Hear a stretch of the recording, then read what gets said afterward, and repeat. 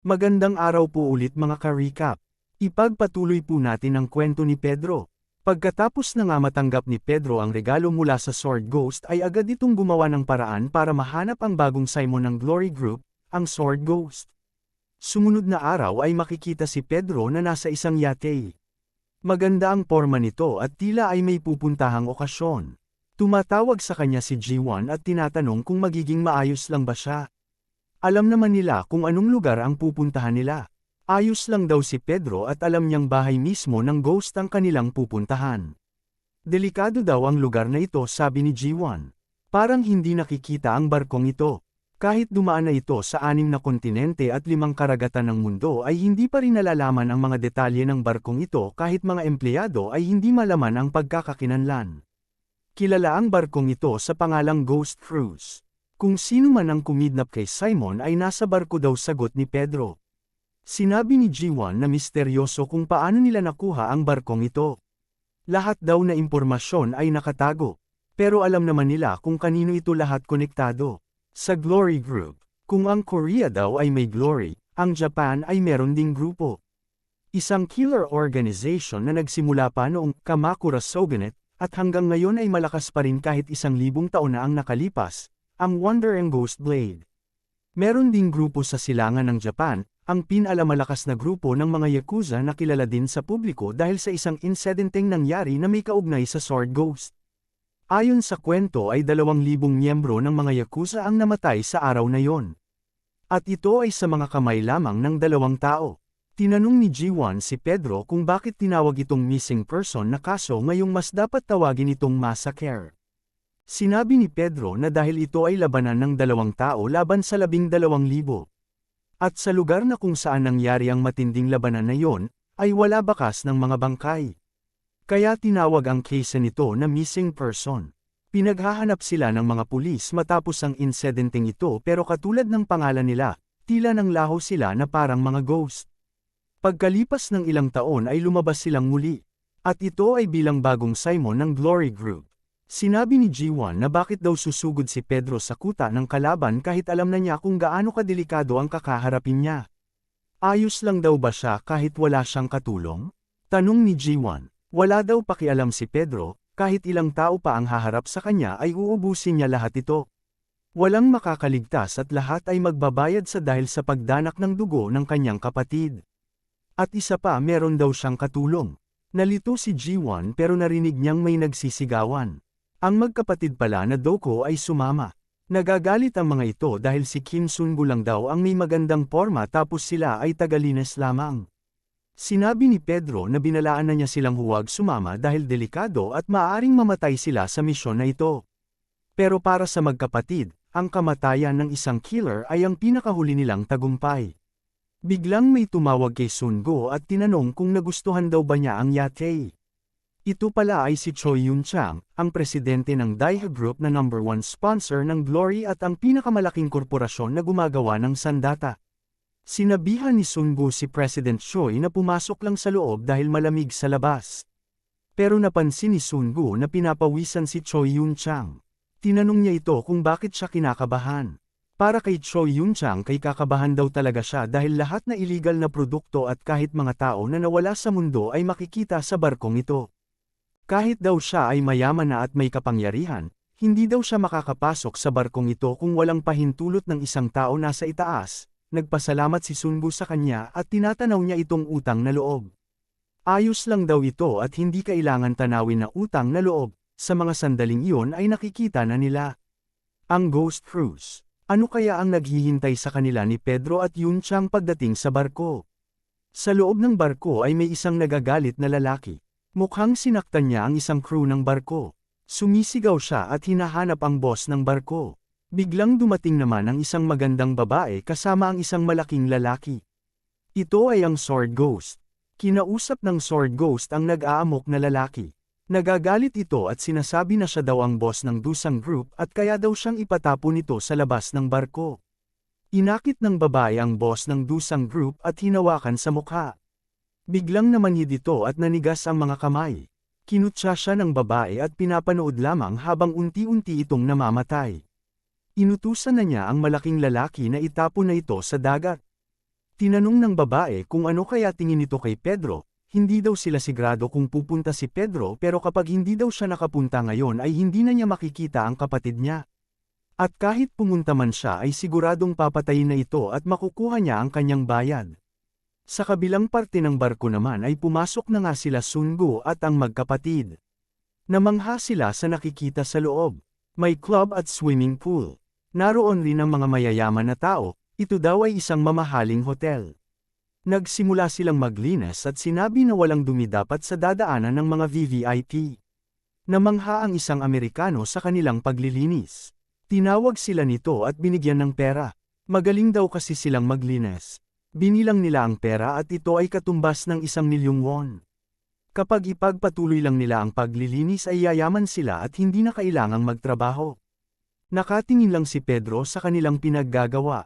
Bigla naman na nagsalita na ang Sword Ghost at tinawag ang atensyon ng mga bisita na nasa loob ng barko.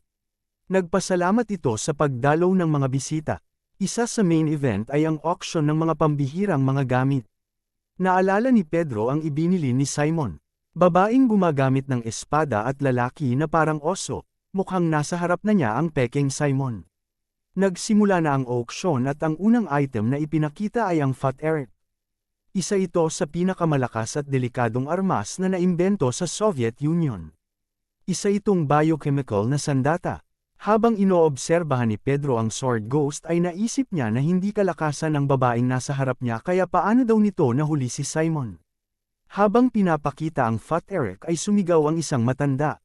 Ito ay si Viktor Igora, ang top dealer ng Russia pagdating sa mga armas. Siya daw ang gumawa ng Fat Eric kaya bakit daw napasa kamay ito ng babae. Inutusan niya ang mga tauhan niya na dalhin ang babae sa kanya at ang Fat Eric. Pinigilan naman sila ng lalaking kasama ng Sword Ghost at hinawakan niya ang mga ito sa mukha. Tinapak lang siya ng malalaki at nagpatuloy sa pag-akyat sa entablado, mukhang mabagal daw ito sabi ng Sword Ghost. Nalito ang dalawang Russian kung ano ang sinabi ng babae pero bigla silang nakaramdam ng sobrang hapdi sa mukha. Kahit si Pedro ay hindi rin nakita kung ano ang nangyari. Ang dalawang Russian ay unti-unting natutunaw ang mga mukha. Alam na ni Pedro na ang lalaking kasama ng Sword Ghost ang dahilan. Humingi ng paumanhin ng Sword Ghost sa mga bisita dahil sa hindi inaasahang pangyayari. Sinabi din niya na meron pa siyang isang item na hindi pa ipinapakita at ito daw ay sobrang mahalaga. Pero bukas pa daw niya ito ipapakita, kahit ang mga tao ay nagtataka na kung ano ang item na ito na sobrang importante na mas mahalaga pa sa Fat Eric. Sa isip ni Pedro naman ay kung saan nila tinago si Simon. Naiwan sa hall ang Sword Ghost at ang lalaki, inaalam nila kung kasama ba sa mga tao na bumisita si Pedro. Habang naglalakad palabas ay nakaramdam ng gutom si President Choi kaya niyaya niya si Sungo na kumain sila. Nagutom siya siguro dahil sa nerbiyos. Binalaan niya si Sungo na delikado ang babaeng nagsasalita sa auction kanina. Siya daw ang boss sa barkong ito at kahit ang mga mahahalagang tao ay natatakot sa kanya. Habang ikinikwento ito ni President Choi ay may biglang tumawag sa kanila. Ito ay walang iba kundi ang Sword Ghost. Nilapitan niya ang President at sinabi na matagal silang hindi nagkita kaya samahan daw niya itong kumain. Pero nagdahilan si President Choi at sinabi na hindi daw siya nagugutom at siguro ito ay dahil sa champagne, pero sinabi ng babae na mag-relax lang daw siya at huwag matakot. Sa isip ni President Choi ay masyadong delikado ang babaeng ito. Bigla namang tinulak ni Sungo ang babae. Sinabihan niya ang babae na sa susunod na lang sila kumain dahil masama ang pakiramdam ni President Choi. Pero kung ipipilit daw nito ay handa siyang samahan ni Sungo kung gusto niya. Walang masabi ang babae sa ginawa ni Sungo kaya umalis na sila ni President Choi. Nagagalit na pala ang Sword Ghost dahil sobrang bata pa ni Sungo pero iba na kung umasta. Tinawag niya si Sungo habang naglalagay ng pabango sa katawan. Sinabihan niya si Sungo na kumain daw silang dalawa at ipagbuti na maghanda ito dahil medyo matagal matatapos ang kanilang hapunan. Maakit kaya ng ilusyon si Pedro o magagawa niya ito ng paraan? Paalis na sana sila Kim Sungo at President Choi nang biglang tinawag ng Sword Ghost si Sungo. Nag-spray ito ng pabango habang lumalapit kay Sungo. Niyaya niya itong mag-dinner na sila lamang dalawa at mas mainam daw na iwan ito ang kanyang sinturon. Sinabi din ng babae na medyo mahaba-haba ang magiging hapunan nila kaya baka hindi niya ito kayanin. Si President Choi ay pinagpapawisan sa takot habang si Kim Sun-gu naman ay kalmado lang. Pero bigla itong nagbago. At tila nag-iba ang mga mata ni Sun-gu. Unti-unting siyang inakit ng babae. Dahil sa amoy ng pabango na yon ay hindi makagalaw si Sun-gu. Nasa harap na siya ng babae pero tila ay wala siyang magawa at natutulala lang. Sinabi ng babae na pare-pareho ang lahat ng mga lalaki. Sa isip ni Sun-gu ay hindi siya makapaniwala. Hindi siya makagalaw at alam niya na dahil ito sa pabango. Hinawakan ng babae ang dibdib ni Sun-gu at sinabi na pare-pareho lang ang mga lalaki kapag kaharap na niya. Habang nasa ilalim ng impluwensya ng babae si Sun-gu ay bigla namang sumulpot ang magkapatid na Doko. Nagpakilala ang mga ito sa babae na sila daw ang pinakamagaling maglinis. Habang nagtatalo ang magkapatid kung sino ang nauna sa kanila, si Sun-gu naman ay iniisip kung ano ang nangyari sa kanya. Kung hindi dahil sa magkapatid na Doko ay baka may masama nang nangyari. Tinapak ng babae ang pisngi ni Sun-gu at sinabi na maswerte daw siya ngayong araw. Umalis na ang babae at ang malaking lalaki na kasama nito, iniisip pa rin ni Pedro kung ano ang nangyari sa kanya. Muntik na daw siyang mawala ng malay sa pagkakataong yon. Tila alam na ni Pedro at may ideya na siya kung paano nagawang mahuli ng sword ghost si Simon. Ang magkapatid naman ay patuloy na naglinis sa pag-aakalang bibigyan sila ng pera ng magandang babae. Sa isip ni Pedro ay kailangan na niyang simulan ang paghahanap kay Simon bago pa mahuli ang lahat. Masyadong delikado ang babaeng yon. Mahahanap kaya ni Pedro ng ligtas si Simon? O huli na kaya ang lahat? Sa kabilang parte ng barko ay naliligo ang sword ghost habang nagbabante naman ang malaking lalaki na kasama nito. Tinanong ng sword ghost ang lalaki kung hindi daw ba siya interesado kay Pedro at kung gaano kaya ito ka-sexy. Isang matandang lalaki na malapit na sa edad na 70 pero nakaya nitong ubusin ang 100 Brazilian killers. Hindi lang ito, pinulbos niya pa si Nathaniel na sobrang lakas. Isang matandang may karamdaman na malapit ng mamatay ay nakayang talunin ng isang disciple na nasa 100% ang kapasidad. Tinanong ng lalaki kung si Pedro nga ba ang may kagagawa ng nangyari sa Divine Hospital. Dahil kung siya nga mismo ang may kagagawan ay imposible namang makapasok siya sa barko na ito na hindi nila namamalayan. Magkaiba ang ghost cruise na ito ang hospital. Mahihirapan siyang makapasok sa barkong ito na hindi nila nahuhuli. Sigurado siya na walang pag-asa makapasok ang matandang Pedro. Pero ibang usapan kapag may nagpapanggap na Pedro. Sinabi ng babae na kung may nagpapanggap na Pedro ay sino naman ang mga ito at ano naman ang kanilang hangarin para pabagsakin ang Glory Group. Tinanong ng lalaki kung may paraan ba ang sword ghost para malaman kung nandito nga sila sa barko. Tumawa ang sword ghost at sinabihan ang lalaki na mukhang nakakalimutan na niya na hawak nila ang isa sa mga alas. Napansin ng sword ghost na malungkot ang lalaki. Tinanong niya ito kung nababagabag ba siya tungkol sa batang lalaki na kasama ni President Choi Yun-chang. Nag-aalala daw ba ito o nagseselos na baka mahulog ang sword ghost sa lalaking yon? Sinabi ng lalaki na hindi siya nag-aalala. Malapit nang dumilim at magsisimula ng muli ang auction. Habang si Pedro naman ay sinimula na ang kanyang plano, nagbihis ito bilang isang staff ng barko at may bitbit na card.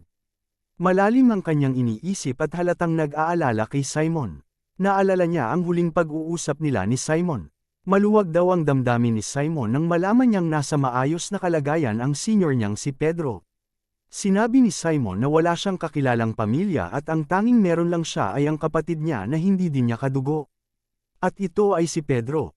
Sinabi din niya kay Pedro na siya mismo ang maaunang mamamatay sa kanila at makakakuha ng litrato para sa burol, kaya dahil dito ay panatag na ang loob niya. Walang makomento si Pedro sa pinagsasabi ni Simon. Hiniling din ni Simon kay Pedro na mag-ingat at huwag hayaan masaktan ang sarili. Pero kumpiyansang sinabi ni Pedro kay Simon na hindi siya mamamatay. Hindi siya maaaring mamatay hanggat hindi pa niya natutupad ang pangako nila. Kaya bawasan na daw ni Simon ang pag-iinom para tumagal din ang buhay niya. Nagulat si Simon dahil naaalala pa daw ni Pedro ang mga pangako nila noong bata pa sila. Sobrang tagal na daw noon. Para kay Pedro, si Simon ay kanyang nakakabatang kapatid. Handa niyang ubusin ang ilang libong buhay para mailigtas siya. Habang ang lahat ng tao ay nasa auction hall pa, kailangan niyang mahanap ang bakas ni Simon sa barko. Tahimik na nililibot ni Pedro ang barko nang may nakapansin sa kanya na dalawang banyaga. Tinanong siya kung ano ang kailangan niya pero sinabi niya lang na isa siya sa home service. Pero nilapitan siya ng dalawa at sinabi na wala silang asyanong trabahador sa barko. Mukhang kasamahan daw ito ng hinahanap ng Sword Ghost. Kailangan nilang hulihin ang lalaking ito. Sinabi ni Pedro sa sarili na mukhang magiging interesante ang paghahanap niya. At sa isang iglap ay niligpit lang ni Pedro ang dalawang lalaki. Patuloy lang na sinuyod ni Pedro ang barko, sa kusina, sa engine room, sa banyo, at iba pang sulok ng barko. At kung sino man ang hamarang sa dinadaanan niya ay walang pag-aalinlangan niyang tinatapos ang mga ito. Pero walang bakas ni Simon. May isang lugar na lang ang hindi pa niya nahahalughog. At ito ang auction hall. Patuloy lang ang pag-auction ng mga pambihirang bagay sa hall na yon. Hindi bumababa sa 1,000,000 ang mga halaga ng gamit at ang mga taong sumasali ay wala rin pakialam sa presyo. Hanggang sa dumating na ang pinakamahalagang bagay sa auction na yon. Ito daw ay isa sa pinakatinatangi niyang koleksyon. Marami daw ang pinagdaanan niya para lang makuha ang bagay na ito at ito ang magiging bituin ng auction ngayong gabi. Nagtataka ang mga tao kung bakit sobrang laki nito at masyadong maraming security na nakapalibot. Ang iba ay may haka-haka na isang kayamanan ang nasa loob nito. Pero sinabi ng Sword Ghost na hindi ito maikukumpara sa mga ordinaryong bagay lang. Mas bihira itong makita kaysa mga hiyas, at mas mahal pa sa sandatang Fat Eric. Ang bagay na ito ay tila gawa ng Diyos at ng sarili niyang mga kamay. Inihanda niya daw ang bagay na ito para sa isang tao lamang na nakakaalam ng tunay na halaga nito. Lumalaki ang mga mata ng madla sa nakikita habang unti-unting binubuksan ang vault. Ang nasa loob nito ay walang iba kung hindi ang natatanging disciple. Si Simon. Sa nakaraan daw ay ito ang pinakamalakas na swordsman sa buong mundo. Kilala siya sa tawag na Swirling Sword Saint. Nagsimula ng magtaka ang mga tao kung totoo bang siya nga ang Swirling Sword Saint ang nasa harap nila. Mukhang bangkay na daw ang nasa harap nila. Sa isip ng babae ay sigurado siyang nakikita na ito ni Pedro. Siguro siyang kumukulo na ang dugo ni Pedro sa nakikita. Sigurado siyang malalaman na niya kung sino si Pedro dahil alam niya ang ekspresyon ng taong may kaugnayan kay Simon. Ang iba ay magtataka, ang iba ay matatakot, pero iisa lamang ang magiging ekspresyon ng isang Pedro. At ito ay matinding galit. Nakita ng Sword Ghost si Kim Sun-go. At ito ay sobrang galit. May iligtas pa kaya ni Pedro si Simon sa mga kamay ng Sword Ghost o huli na ang lahat? Pagkatapos nga nalibot ni Pedro ang mga sulok ng barko, ay hindi pa rin niya mahanap ang bakas ni Simon. Isang lugar na lang ang hindi pa niya nahahalaghag, at ito ang auction hall. Doon, ay hindi niya inaasahan ang makikita. Ang pinakamahalagang item sa gabing yon, ay walang iba kung hindi ang natatanging Swirling Sword Saint at ang dating disciple, si Disciple Simon. Marami ang nagtaka nang makita ang katawan ni Simon na tila ay wala ng buhay at wala na rin ang kanyang kanang braso. Sa isip ng Sword Ghost ay malalaman niya kung sino si Pedro sa mga tao sa loob ng barko. Kailangan niya lang makita kung sino ang may ekspresyon ng sobrang galit. Nilapitan ng malaking lalaki ang Sword Ghost at tinanong kung nakita na ba niya ito. Sinabi ng babae na naramdaman niya ang bloodlust pero bigla itong nawala. Sigurado ang babae na isa sa mga madla ay si Pedro, nakaramdam siya ng matinding aura na tila ay papatayin siya. Hindi maaaring nagkamali lang siya. Sigurado siyang nakita at naramdaman niya ito. Sino kaya ang kanyang naramdaman? Pero hindi na daw ito mahalaga. Gagawan niya ng paraan para lumabas ito. Nilapitan ng babae ang katawan ni Simon at inanunsyo niya na magsisimula na ang bidding. Sinimulan ng Sword Ghost ang bidding at ang panimulang presyo niya kay Simon ay nagkakahalaga ng 10 milyong dolyar. Sa isip niya ay kung hindi lalabas si Pedro ay mamamatay si Simon sa mga kamay niya. Alam niya na hindi papabayaan ni Pedro na mamatay si Simon sa harap ng mga taong ito. Sobrang galit si Pedro dahil ginawang pain si Simon para sa kanya. Wala din siyang 10 milyon para bilhin si Simon. At kung meron man siyang pera at nagbid ito, ay parang inanunsyo niya na siya mismo si Pedro. Masyado din maraming tao para kunin si Simon ng puwersahan. Hindi makaisip ng matino si Pedro, tinatanong niya si Simon kung ano daw ang gagawin niya para mailigtas siya. Nagsalitang muli ang Sword Ghost at sinabi na nakakahiya ang sinapit ni Simon. Kung dati ay mas mahalaga pa ang ulo niya kesa isang nuclear bomb, ngayon ay walang may gustong bumili sa kanya. Sinabi niya din sa pagmumukha ni Simon na mas masakit ito dahil iniwan siya ni Pedro at pinabayaan. Patuloy na inaalok ng Sword Ghost ang katawan ni Simon. Sinabi niya na kung walang may gustong kumuha sa katawan ni Simon ay mabubulok lamang ito sa kulungan. Hindi daw ito maganda kaya kapag walang kukuha kay Simon ay papatayin niya na lang ito. Nasa limit na ng pagpipigil si Pedro para iligtas si Simon. Nagbilang na ang Sword Ghost at kapag natapos ang pagbibilang niya na walang kukuha sa Swirling Sword Saint ay papatayin niya na ito. Kahit ang mga tao ay di makapagdesisyon. Si Pedro naman ay naghihintay ng tamang pagkakataon. Pero hindi inaasahan ng lahat na kahit ang Sword Ghost ay nabigla. May nagbid ng 20 milyong dolyar. Ito ay walang iba kung hindi ang presidente ng DIA Group, si President Choi Yoon-chang. 20 milyong dolyar, cash. Ito ang bid ng presidente. Nagulat si Pedro sa ginawa ni President Choi Yoon-chang. Kahit ang Sword Ghost ay nagulat. Nagtataka siya bakit nangialam ang presidente ng DIA Group. Siya Pan Aman ang isa sa mga taga-suporta ng bagong boss ng Glory. Tinanggap ito ng Sword Ghost, pero bago niya ibibigay ay tinanong niya muna kung meron pang gustong bumili na mas mataas sa 20 milyon. Sa isip niya ay baka lumabas pa si Pedro. Nakita naman ni Pedro na nanginginig ang kamay ni President Choi Yoon-chang. At dahil wala nang may nagbid ng mas mataas sa 20 milyon ay ibinigay na ng Sword Ghost si Simon kay President Choi. Sa isip ng Sword Ghost ay tila may tinatago ang presidente ng DIA Group sa kanya.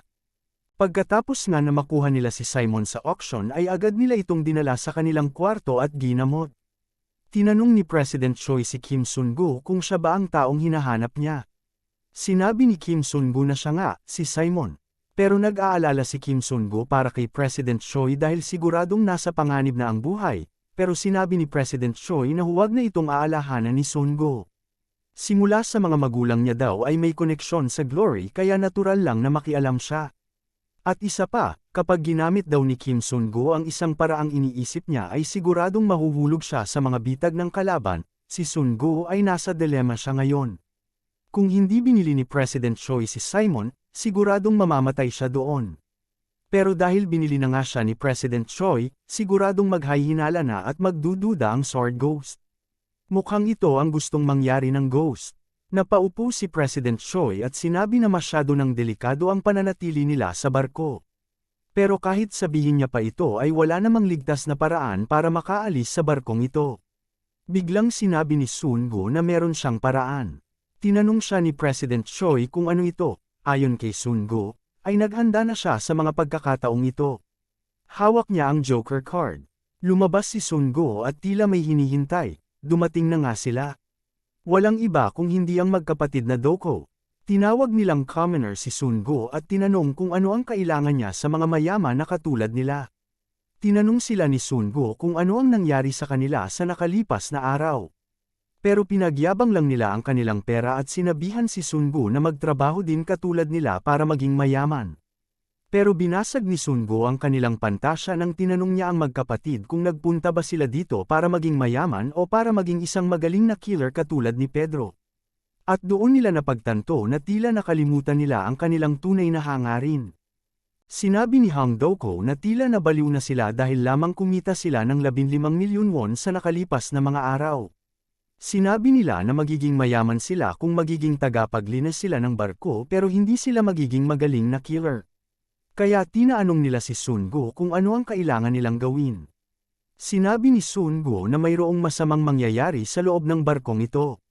At ang tanging tao na makakaresolba nito ay walang iba kung hindi silang dalawa na nalinis ang barko mula itaas hanggang sa baba nito. Tinanong sila ni Sun-gu kung gaano kalawak na ang nalinis nila. Sinabi ni Hang Doko na halos lahat ng sapatos ng mga VIP sa barko ay nalinis na nila, magaling daw ang ginawa nila sa ad ni Sun-gu.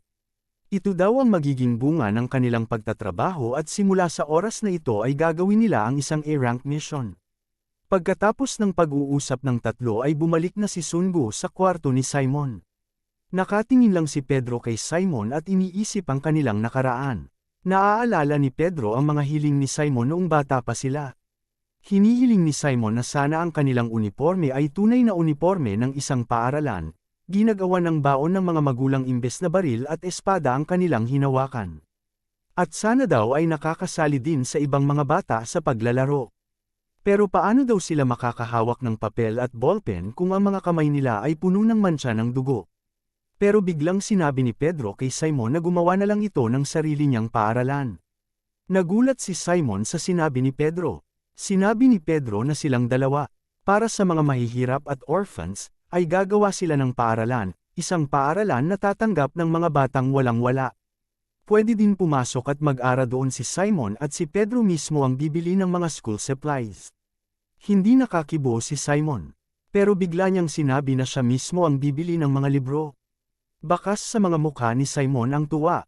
Pabulong na tinawag ni Pedro si Simon. Sinabihan niya ito na gumising na. Kailangan niya daw nitong gumising. Bilasan na niyang gumising dahil papasok pa sila sa paaralan at mag-aaral. Tahimik lang na naririnig ito ni President Choi Yun-chang, sa kabilang parte ng barko naman ay makikita na sobrang galit ng Sword Ghost. Sinabi niya na simula pa lang ay hindi na niya gusto si Choi Yun-chang. Ano daw ang kanyang relasyon kay Simon at ang lakas ng loob niya na sirain ang mga plano niya na hulihin si Pedro. Sinabi niya na papatayin nila si Choi Yun-chang pero pinigilan siya ng malaking lalaki. Si President Choi daw ay ang pinuno ng Daehae Group. Magkakaroon ng problema kapag namatay siya sa kanilang barko. At hindi daw siya pwedeng galawin ng walang pahintulot ng boss nila. Tinanong siya ng Sword Ghost kung sino ang kanyang master. Ang boss ng Glory o siya na boss ng barkong sinasakyan nila. Sinabi ng Sword Ghost na siya ang hari at ang batas sa barkong ito. Inutusan na niyang ipadala ang mga tao nila para ipatumba si Choi Yun-chang. Sa gabing yon ay biglang may kumatok sa kwarto nila Sungu. Ayon kay President Choi na wala naman siyang inaasahang bisita pero sabi ni Pedro ay baka room service lang ito dahil umorder siya ng kanilang hapunan. Nagpasalamat si President Choi kay Sungo at sinabi na kung ano man ang kanyang inorder ay kakainin nila, pero pagkatapos lumabas ni Sungo ay medyo natagalan nito. Bumalik lamang siya na may dalang tsaa.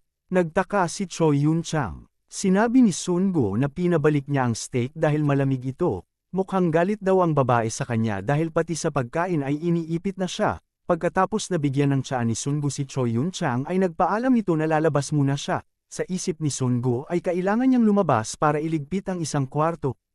Kwarto na masyadong makalat, at sa labas din mismo ay may naghihintay na mga kalaban. Nakita ng mga kalaban na ang hawak niya ay 2 pepper grinders lamang.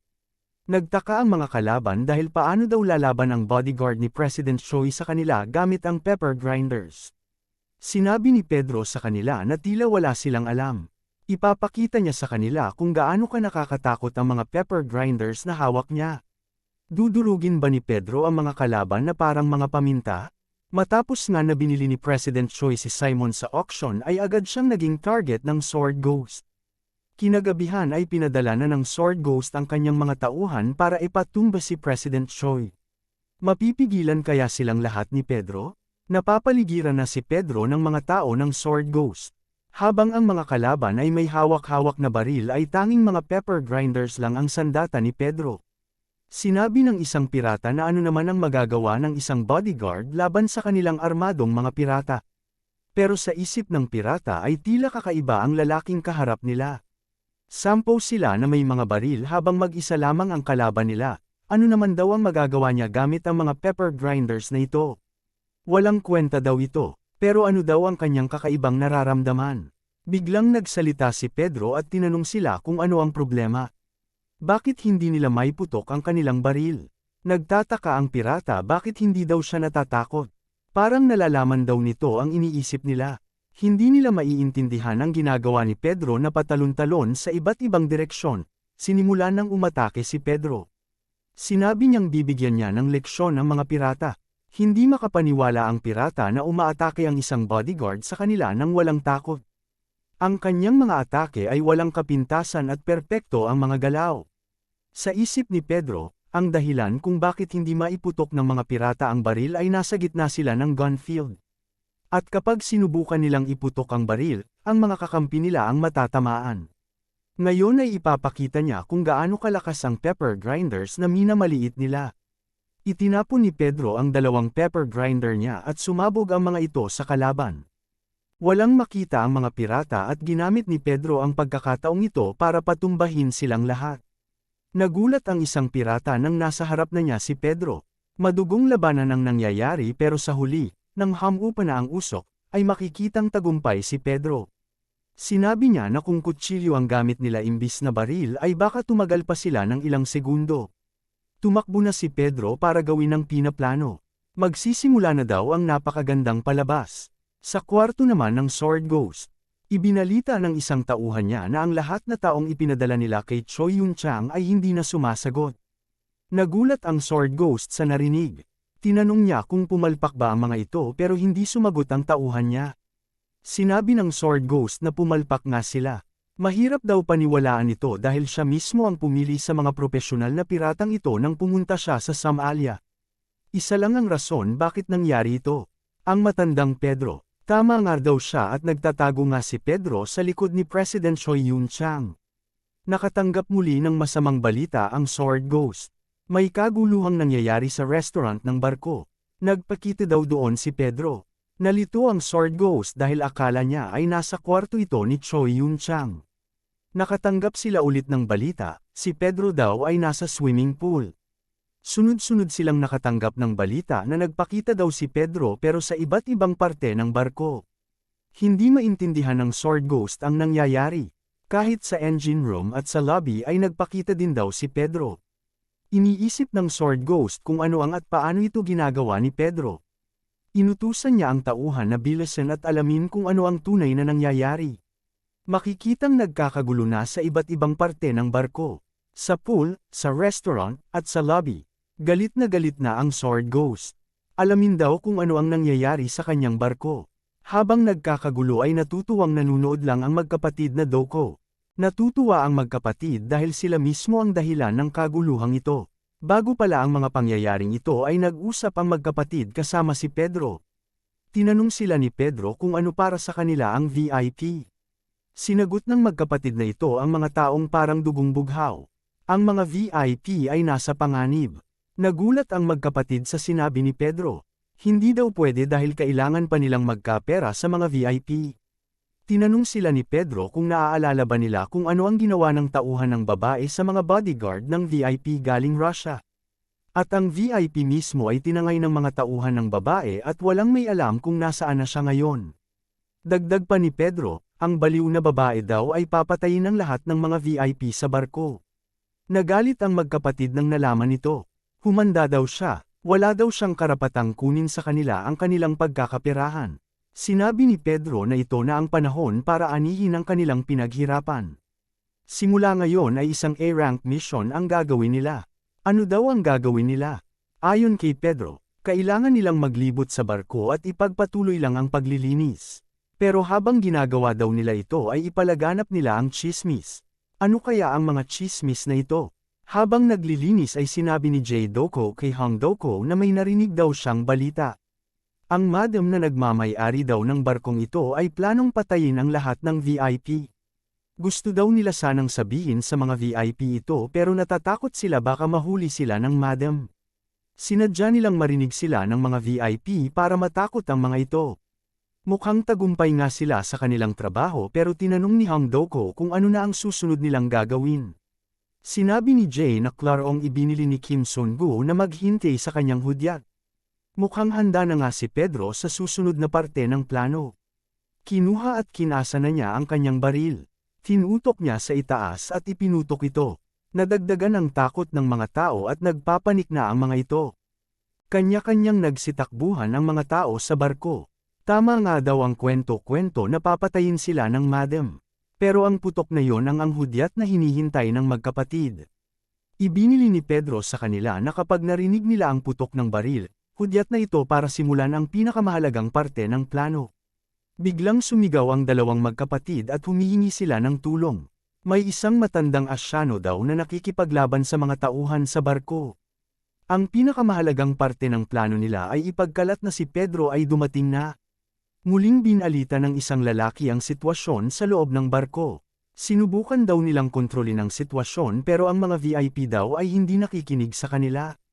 Bigla siyang hinampes ng ashtray ng Sword Ghost. Galit na galit siya at binunto ng lahat ng galit sa kanyang tauhan. Hindi siya makapaniwala na nagagawa pa ito ng isang matandang malapit ng mamatay. Ang lakas daw ng loob ng matandang Pedro na gawin ito sa barko niya. Kapag nahanap niya daw ito ay siguradong papatayin niya ang matanda. Biglang nagsalita ang malaking lalaki at sinabi na huhulihin niya si Pedro. Nakiusap siya sa Sword Ghost na payagan sana siyang gawin ito at tiyak na dadalhin niya si Pedro sa kanya. Ngumiti lang ang Sword Ghost at tinanong kung sigurado siya. Pero wala daw siyang dapat gawin. Dahil kahit subukan nilang palabasin si Pedro sa lungga niya, ay magtatago lang din ito sa ibang lungga. Meron daw isang paraan na nalalaman ang Sword Ghost para tuluyang lumabas si Pedro, kaya wala na daw dapat gawin ng malaking lalaki kung hindi sundin siya dahil ang alipin ay sumusunod lamang sa kanilang amo. Tumahimik na ang malaking lalaki.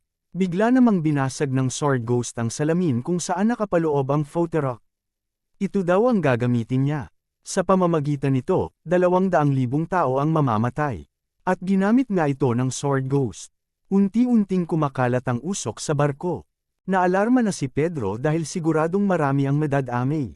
Kapag daw nalanghap ang kahit kaunting usok ay siguradong mamamatay ka sa loob ng ilang minuto lang. Wala na daw siyang oras para pumunta sa control room. Kailangan niyang dalhin ang mga tao sa itaas na parte ng barko. Nauubusan na siya ng oras. Sa ganitong lagay ay siguradong maraming sibilyan at ang mga taong nagtitiwala sa kanya na nasa barkong ito ay siguradong mamamatay din. Pero, ang Sword Ghost ay walang kaalam-alam. Naranasan na itong lahat ni Pedro ng hindi mabilang na beses. Ano kaya ang magagawa ni Pedro sa sitwasyon na ito? Ang Photorok daw ay ang pinakamasamang imbensyon ng Soviet Union. Kaya nitong kumuha ng 10,000 buhay sa isang patak lang. At ang sandatang ito ay lumaganap sa barkong ito. Pumuputi ang buhok ng mga biktima nito at dumudugo ang mga mata. Dalawa lamang ito sa mga epekto ng Photorok. Pero hindi daw ang epekto nito ang problema ngayon, kung hindi ang pagpapanik ng mga tao. Ang casino, lobby, at ang swimming pool ay tila naging impyerno sa gulo. Ang mga taong na-trap sa mga sulok ay hindi na makapag-isip ng maayos. Pero para mailigtas ang mga tao, kailangan niyang mapapanta ang mga ito sa deck. Ang pinakamabilis sanang paraan ay gumamit ng emergency announcement. Pero nang naglibot siya sa barko ay napansin niyang walang broadcast system ang barkong ito. Hindi din maaaring sigawan niya isa-isa ang mga tao at si Simon ay nasa delikadong lagay din. Sinubukan ni Pedro na bumalik sa kwarto nila para iligtas si Simon pero sobrang maraming tao ang sumasalubong sa kanya. Habang nag-iisip ng pwedeng gawin ay nagulat siya sa nakita. Binuhat ni President Choi si Simon para makaligtas. Sinabi ni Sun Gu na siya na ang magbabuhat kay Simon, kailangan nilang makahanap ng ligtas na lugar. Tinanong ni President Choi si Sun Gu kung alam daw ba nito kung paano naging pinakamagaling ang Diha Group sa buong mundo. Ito daw ay dahil sa abilidad at tiwala. Kapag nakuha niya na ang mga ito, hindi niya na ito pinapakawalan. Ito ang pundasyon ng kanyang negosyo. Hayaan niya na daw si Simon sa kanya at gawin kung ano man ang dapat niyang gawin. Sa isip ni Pedro ay hindi niya inaakala na ang batang iniligtas niya noon ay lalaki ng ganito at ito ay nangyari na parang kasing bilis lang ng kisap mata. Sinabi ni Pedro na ipagkakatiwala niya si Simon kay President Choi. Babalik daw siya kaagad. Pero nagulat si President Choi dahil tumakbo si Sun Gu sa direksyon kung saan ang gagaling ang usok. Sinubukan siyang pigilan ni President Choi pero patuloy lang na tumakbo si Sun Gu. Hindi maintindihan ni President Choi kung ano ang ginagawa ni Sun Gu. Ano daw ang gagawin ng isang batang lalaki sa lugar na yon? Alam niyang kailangan niya itong pigilan pero pakiramdam niya rin ay umaasa siyang may gagawin na imposible si Kim Sun Gu. Pakiramdam niya ay makakaya itong lahat ni Sun Gu. Katulad sa naramdaman niya noon, nang iniligtas siya ni Pedro. Patuloy nga na namiminsala ang Photorok at kahit mga tauhan ng Sword Ghost ay nadadamay na sa trahedyang ito. Natutuwang sinabi ng Sword Ghost na panalo na daw siya at sigurado siya na ang mga VIP at kahit si Pedro ay natutunaw na dahil sa Photorok. Hindi daw siya sigurado kung makikilala pa ng boss ng Glory ang katawan ni Pedro kapag nahanap nila ito. Habang nagsasaya ang Sword Ghost ay biglang nakaramdam sila ng pagyanig. Unti-unti na palang tumatagilid ang barko. Ano daw ang nangyayari sa kanyang barko? Sigaw ng Sword Ghost. 5 minuto bago pa tumagilid ang barko, ay nakapasok si Pedro sa control room. Sinubukan niyang palabasin ang tubig sa isang ballast tank na bumabalanse sa barko. Kapag nagawa niya daw ito ay siguradong tatagilid ang barko. At kapag nangyari ito, bahagyang lulubog ang likuran ng barko at angat naman ang harapan nito dahil wala ng balanse. Ginawa ito ni Pedro dahil walang broadcast system ang barko. Kaya ginamit niya ang instinct ng mga tao na kapag hindi sila pumunta sa mas mataas na lugar ay mamamatay sila. Kapag nangyari ito ay di na niya kailangan sigawan ang mga tao na pumunta sa harap kung saan nakaangat ang barko. At ang usok ng floater naman na mas mabigat kaysa natural na hangin ay lulubog, tagumpay ang pagpalabas niya ng tubig at dahil sa ginawa niyang ito ay nakakuha siya ng kaunting oras. Bago daw bumalik ang balanse ng barko, kailangan niyang matalo ang Sword Ghost. Nakakita naman ng daanan ng isang VIP kaya tinawag niya ang ibang mga tao. Pero biglang may bumaril sa kanya. Binaril siya ng mga tauhan sa barko. Sinarado ng mga pirata ang pinto kaya nagsimulang magpanik ang mga tao dahil malapit na silang abutan ng floater. Tumatawa ang mga pirata sa ginawa nila pero nagulat sila nang biglang kumalabog ang pinto. May sumusuntok sa pinto, biglang tumilapon ang dalawang pirata. Winasak pala ito ni Jay Doko. Kahit si President Choi at ibang VIP ay namangha sa ginawa nila. Nagsaya naman ang mga VIP sa ginawa ng magkapatid at chini-cheer pa sila ng mga ito. Nakita itong lahat ng Sword Ghost kaya nauubos na ang pasensya niya. Biglang dumating ang isang tauhan at binalita sa Sword Ghost na kailangan itong pumunta sa auction hall. Nandoon daw si Pedro, hinubad ng Sword Ghost ang kanyang suot na damit at nagsimula siyang magbihis. Sinabi ng Sword Ghost na tatapusin na niya ito at haharapin si Pedro. Naghahanap siya ng pabango na nababagay sa mga katulad ni Pedro. Marami siyang pinagpipilian at bawat isa ay may iba-ibang epekto, pero sinabi niya na susubukan niya ang isang pabango. Sigurado daw siya na kahit ang mga katulad ni Pedro ay hindi makakaya ito. Umalis ang Sword Ghost na bitbit ang napakadaming pabango para lang kay Pedro. At doon na sa auction hall ay naghihintay ang isang tao. Sinabi ng Sword Ghost na tama nga siya at magkaugnay nga si President Choi Yun-chang at si Pedro. Pero, bakit daw ang isang bata ang nandito? Hindi sumasagot si Kim Sun-go kaya tinawag niya ulit si Sun-go at tinanong kung nasaan si Pedro. Hindi pa rin sumagot si Sun-go kaya ikinagalit ito ng Sword Ghost. Hindi daw marunong gumalang ang batang ito sa mga nakakatanda sa kanya. Biglang nagsalita si Sun-go sa mikropono at sinabing magsisimula na daw ang huling auction ng Ghost Cruise. Ang item na ibinebenta ay walang iba kung hindi ang disciple na pinili ng personal ng bagong boss ng Glory, pero ang lakas naman nagloob niya na gamitin daw ang titulong disciple. Sabihin na lang daw nila na isa sa 11 peking disciple. Ang Sword Ghost. Sinabi ng Sword Ghost na nagsasalita lang ito ng walang kwenta. Dinagdagan pa ni Sun-go ang pang-aasar at tinawag sa mga dating pangalan ang Sword Ghost tulad ng Wonder and Ghost Blade at Japan's Strongest Sword. Pero parang espada daw siya na puno ng kalawang na ginagamit ng Glory Group. Ang halaga daw niya ay nagsisimula sa 100 won. Napayka na ang Sword Ghost pero pinigilan siya ng malaking lalaki. Unti-unting binaba ni Sun-go ang presyo sa 50 won, 30 won, 20 won, hanggang sa umabot sa 0 won. Sinabi ni Sun-go na mukhang walang gustong bumili sa Sword Ghost. Pero huwag daw siyang mag-alala dahil ibibigay niya sa Sword Ghost ang tunay niyang halaga. 0 won. Binunot na ng Sword Ghost ang kanyang espada at sinabi na ang lakas daw ng loob ng batang bodyguard ni President Choi na pagsalitaan siya ng walang kakwenta-kwenta. Bigla siyang tinanong ni Sun-go. Noong gabi daw na yon, naniniwala daw ba talaga siya na natalo niya ang Swirling Sword Saint? Sinabi ni Sun-go na hindi niya natalo si Simon at sobrang layo pa ng agwat nila. Kaya ngayon daw ay ipapakita sa kanya ni Sun-go ang kalakasan ng Swirling Sword na ginagamit nila para tapusin ang mga kalaban. Ito na kaya ang katapusan ng Sword Ghost o meron pa siyang tinatagong alas laban kay Pedro? Nagkaharap na nga ang Sword Ghost at si Pedro sa auction hall. Idineklara ni Pedro na ipapakita niya sa kanilang dalawa ang tunay na kalakasan ng The Swirling Technique na ginamit nila para pabagsakin ang iba't ibang henerasyon na hamarang sa kanilang daan. Natawa lang ang Sword Ghost at tinanong si Sun-go kung sino ang pinapasikatan niya ngayon. Sa isip ng malaking lalaki ay tama ang Sword Ghost. Wala pa sa edad si Sun-go para maging isang malakas na swordsman at imposibleng makopya niya ang tunay na Swirling Sword Saint. Pero bakit? Bakit mukhang tunay na Swirling Sword Saint ang batang nasa harap nila? Delikado daw ito. Totoong delikado ang lalaking nasa harap nila. Sinubukang pigilan ng lalaki ang Sword Ghost at inalok na siya ang lalaban sa kay Sun Go. Masyado na daw pinipilit ng Sword Ghost ang kanyang katawan, kailangan niyang magpahinga. Pero pinapaalis ng Sword Ghost ang kamay ng lalaki. Nagulat ang lalaki sa mga tingin ng babaeng nasa harap niya. Gusto niyang pigilan ito pero hindi niya magagawa. Ito daw ang mga tingin na nakita niya noon sa Japan. Sinabi ng Sword Ghost na ipapakita niya kung paano mahuhulog ang ulo ni Sun Go. Kaya nga bang tapatan ng Sword Ghost si Pedro? Ang Wonder and Ghost Blade ay isang organisasyon ng mga assassin sa loob ng maraming siglo. Walang may nag-akala na tatraidorin nito ang mga Yakuza. Kaya inubos sila ng mga Yakuza sa isang gabi lang. Ang kasalukuyang Sword Ghost ay isa sa mga nakaligtas sa pag-atake ng mga Yakuza.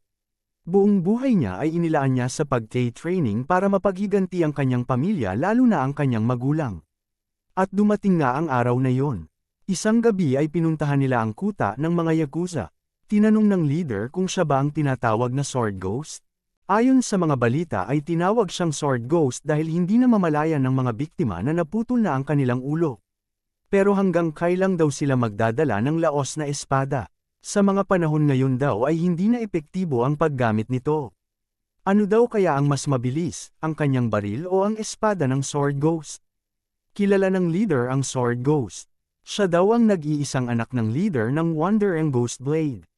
Nakilala niya daw ito agad dahil kamukha niya ang kanyang ina. Mas mabuti pa daw na itigil na nila ito at maupo na lang sila. Titingnan daw niya kung ang ibang bahagi ng kanyang katawan ay katulad sa kanyang ina. Nagalit ang Sword Ghost sa pinagsasabi ng leader. Tinanong niya kung sino ang may sabi na hindi namamalayan ng kanyang biktima na naputulan na sila ng ulo. Mali daw ito dahil sinisigurado niyang nalalaman ng mga biktima niya. Natawa na lang ang leader sa pinagsasabi ng Sword Ghost. Kung gusto daw talaga niya ay ipapadala niya na lang ito kung nasaan ang kanyang ina. Biglang ipinutok ng leader ang baril pero agad na nawala ang dalawa sa kanyang harapan. Pero hindi daw ito ang mahalaga.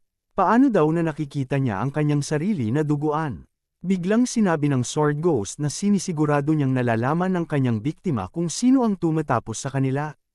At sa gabing yon, 2,000 miyembro ng Yamato-gumi Yakuza, na nakakita ng mga tingin ng Sword Ghost, ang namatay. Hinubad na ng Sword Ghost ang kanyang sapatos at tinanong si Sun Go kung ano daw ang gustong paraan nito para mamatay. Nag-iisip naman si Pedro kung bakit niya hinuhubad ang kanyang sapatos. Siguro ay para mas bumilis ito at mukhang ang kanyang tunay na sandata ay ang kanyang bilis. Pero naisip din ni Pedro na imposibleng maging isa kang disciple kung tanging ang bilis mo lang ang iyong sandata. Sinabihan ng Sword Ghost si Sun Go na sayang lang ang kanyang pag-iisip dahil mamamatay pa rin naman siya. Ang titulong Sword Ghost ay ibinibigay sa pinakamalakas at ang susunod na leader ng kanilang pamilya. Ang tunay na sandata daw ng Sword Ghost ay isang bagay na kahit ang Swirling Sword Saint ay bigong makita. Bibigyan niya daw ng pabor si Sun Go at ipapakita ito sa kanya. Pero kahit makita niya daw ito ay huli na ang lahat. Biglang nawala ang babae sa harap ni Sun Go. Imposible daw ito dahil madudulas ang isang tao sa ganitong bilis kapag nakapaalang ito na nakabalot ng bandages. Napakabilis daw ng Sword Ghost na kahit siya ay halos hindi makasabay ang kanyang mga mata. At hindi lang ito, sobrang lakas at bigat pa ng kanyang mga atake. Tinanong ng Sword Ghost si Sun Go kung nagtataka daw ba ito kung bakit ganito siya kalakas. Ito daw ang karaniwang kasalanan ng mga lalaki. Akala nila sa mga mabibilis ay mahihina. Ito ang dahilan kung bakit natatalo sila. Walang din daw pinagkaiba si Sun Go sa ibang kalaban niya. Tinatapon ni Sun Go ang mga alak kung saan-saan pero hindi niya matamaan ang Sword Ghost at ngayon ay alam na niyang hindi tinanggal ng Sword Ghost ang sapatos para gumaan siya. Ito ay dahil gumagamit siya ng Ghost Shoes. Ginagamit ng Sword Ghost ang kanyang bilis at ang momentum na gawa ng kanyang natatanging bilis, ay nakakapagpalabas siya ng lakas na ilang beses mas mabigat kaysa kanyang timbang. Sa isip ng lalaki ay nag-alala siya sa wala.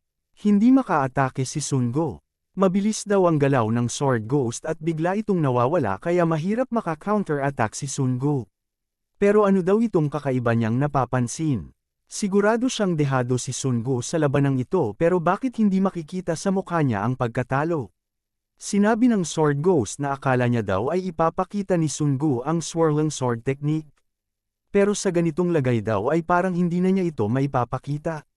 Sa sobrang bilis ng Sword Ghost ay nag-iiwan ito ng after images niya. Pakiramdam ni Pedro ay isang dosena ang kanyang kalaban. Hindi pa rin mapakali ang lalaki dahil hindi nga makaatake si Sun Go pero bakit hindi pa rin natatapos ang laban? Tila tinitingnan niya ang galaw ng Sword Ghost at umiilag lang ng paulit-ulit. Napagtanto ng lalaki na inoobserbahan lang ni Sun Go ang Sword Ghost. Masama daw ito dahil kayang maobserbahan ni Sun Go ang galaw ng kanyang madam. Pinigilan ng lalaki ang Sword Ghost dahil may kakaiba daw sa lalaking kaharap nila. Siya na daw ang lalaban dito. Pero biglang sinipa ng Sword Ghost ang lalaki. Nagalit ang Sword Ghost dahil ilang beses na niyang sinabi na huwag itong makialam. Napansin ni Sun Go na tila hinihingal na ang Sword Ghost. Mukhang napapagod na daw ito dahil mag-isa lang siya. Bakit hindi daw siya humingi ng tulong sa kasamang lalaki? Mas lalong nainis ang Sword Ghost sa mga sinasabi ni Sun Go. Dagdag pa niya ay mabilis nga ang Sword Ghost pero wala pa rin itong binatbat sa swirling Sword Saint. Tinanong niya ang babae kung narinig niya na ang kasabihan na kung pilit mong gagayahin ng Sword Saint, ay tiyak na masasaktan siya. Galit na galit ang babae kay Sun Go. Sinimulang muli ng Sword Ghost na atakihin si Sun Go at ang una niya daw gagawin ay pupunitin ang bibig ni Sun Go. Subukan daw niya itong iwasan. Gusto sanang pigilan ng lalaki ang Sword Ghost pero parang huli na ang lahat. Sa nakaraan ay napagtanto ni Simon na siya ay isang palaka lamang sa isang balon. Marami daw palang mas malalakas sa labas ng kanilang organisasyon. Tinanong ni Simon si Pedro kung kaya niya rin daw ba maging malakas. Pinakamalakas kagaya ni Pedro. Sa isip ni Pedro ay napakalakas na ni Simon. Dahil si Simon mismo ang may gawa ng teknik na ito na hindi pa kailanman natatalo. Deadly Blow, Swirling Cut, napakabilis ng nangyaring sagupaan. Sugatan ang noo ng Sword Ghost. Tinanong siya ni Sun Go kung hindi daw ba siya nagtataka paano niya naiiwasan at nahaharanggan ang kanyang mga atake. Ito ay dahil kailangan ng Sword Ghost na tumapak sa sahig o sa pader para tumalon. At dahil dito ay kaya niyang umatake ng sobrang bilis at lakas. Pero may isang kahinaan daw ito. At ito ay kailangan niya tumapak sa sahig o pader para tumalon. At dahil kinakailangan niyang tumapak, nakikita ni Pedro kung saan siya pupunta. At kung lalapit na siya ay kailangan niya lang iangay ang kanyang espada. Hindi makapaniwala ang lalaki sa nakikita. Sinabi ni Pedro na para ito sa tunay na disciple Simon. Naputol ang kamay ng Sword Ghost. Napasigaw ito sa sobrang sakit. Agad siyang nilapitan ng lalaki at niyakap. Sumisigaw ang Sword Ghost at iniutos na pasabugin na ang pabango. Sinabi ni Pedro na nagulat siya dahil mabilis at malakas siya kaysa inaasahan niya kaya okay lang na maging proud siya dito pero ang Swirling Sword Saint ay hindi katulad ng Sword Ghost. Sa simpleng salita, hindi niya pwedeng maliitin si Simon. Galit na galit ang Sword Ghost at gusto na niyang patayin si Sun Go. Biglang may sumabog sa likuran ni Sun Go. Napagtanto niya na ito ang pabangong ginamit ng Sword Ghost sa kanya doon sa hallway. Sinabi ng babae na huwag na daw subukan ni Sun Go na gumawa ng kalokohan dahil siguradong mamamatay na siya. Kaya kailangan na daw niyang tawagin ang matandang si Pedro. Pero kahit dumating pa daw si Pedro, wala pa rin siyang magagawa dahil kahit ang pinakamalakas na disciple ay hindi ito mapipigilan. Makakaligtas kaya si Pedro sa pasabog na ginawa ng Sword Ghost? O tuluyan ng mahuhulog sa ilusyon si Kim Sun Go? Masyadong makapal ang usok na puno ng pabango at napapalibutan na ito ang buong kwarto. Walang matakasan si Pedro. Napapabaluktot si Pedro at nakikita ito ng Sword Ghost kaya hindi niya mapigilan ng tumawa dahil akala niya ay panalo na siya. Ito daw ang pinakamasayang parte, ang makitang nahihirapan ang kalaban. Kahit gaano pa kalakas o kabilis ikumpas ni Sun Go ang kanyang espada ay wala na itong kwenta. Kahit si Sun Go o ang Swirling Sword Saint pa ito, siguradong katapusan na nila kapag nalanghap ang kanyang pabango. Wala na daw magagawa si Sun Go. Marahil ay tatalo na lang ito sa karagatan subalit hindi niya rin daw ito magagawa. Kahit si Pedro na sumusuporta daw sa kanya, kapag nalanghap ang pabango ay siguradong malalasing at malilintakan. Unti-unting hamupa ang usok ng pabango at tila may napapansin ang Sword Ghost. Hindi nalalasing si Sun Go. Hawak-hawak niya pa rin ang espada pero parang may kakaiba. Binalot niya ang kanyang vest at kurbata sa espada. Hindi siya nakayuko kanina dahil nalasing siya. Kung hindi ay binalot niya lang ang espada ng kanyang suot. Ayon sa Sword Ghost ay mukhang pinipigilan daw ni Sun Go ang kanyang paghinga. Tingnan daw nila kung gaano niya ito katagal mapipigilan. Alam na ni Sun Go na napapalibutan na ng kemikal na galing sa pabango ang buong paligid. Kaya kahit anong gawin niya ay wala siyang mapupuntahan. Pero ito daw ang kanyang hinihintay. Nagamitin ng Sword Ghost ang kanyang pabango. Para malaman daw ng Sword Ghost kung gaano siya kawalang laban. Hindi maganda ang pakiramdam ng lalaki. Alam na niya ang gagawin ni Sun Go. Sinilaban ni Sun Go ang kanyang espada matapos nitong buhusan ng alak. Biglang nasusunog ang mga kemikal na nasa hangin. Ang pabango pala ay puno ng kemikal na mabilis masunog. Kaya siguradong mag-aapoy ito kapag sinilaban. Pero paano daw kaya niya nalaman ito? Napagtanto ng lalaki kung paano ito nalaman ni Sun Go. Naiinis na ang Sword Ghost sa mga kalokohan ni Sun Go. Pero napapalibutan na daw ng kemikal ang buong kwarto kaya hindi niya na daw ito masusunog lahat gamit lamang ang maliit niyang apoy. Pero nag-iba ang ekspresyon ng Sword Ghost nang malaman na nito ang gagawin ni Sun Go. Sinabi ni Sun Go na wala siyang magagawa kung hindi sunugin na lang ang buong lugar na ito. Sinaksak ni Sun Go ang nag-aapoy na espada sa sahig at biglang kumalat ang apoy. Hindi lubos maisip ng Sword Ghost kung bakit kumakalat ang apoy sa sahig. Alam na ng lalaki, planado na pala ito lahat ni Sun Go. Sinadya niyang itapon ang mga alak sa sahig hindi para tamaan ang Sword Ghost kung hindi para punuin ng alkohol ang sahig. Galit na galit ang Sword Ghost at biglang inatake si Sun Go. Naiiwasan niya lang ito. Ayon sa kanya, ang braso ay importante sa pagbalanse ng katawan. At para sa isang Sword Ghost na mawala ng isang braso ay nasira na rin ang kanyang balanse. Bumagal din siya at humina ang mga atake. Naabot na ng Sword Ghost ang kanyang limitasyon. Pero biglang napatigil ang Sword Ghost. Kahit si Sun Go ay hindi rin daw inaasahan ito, pero tama daw ang desisyon ng lalaki.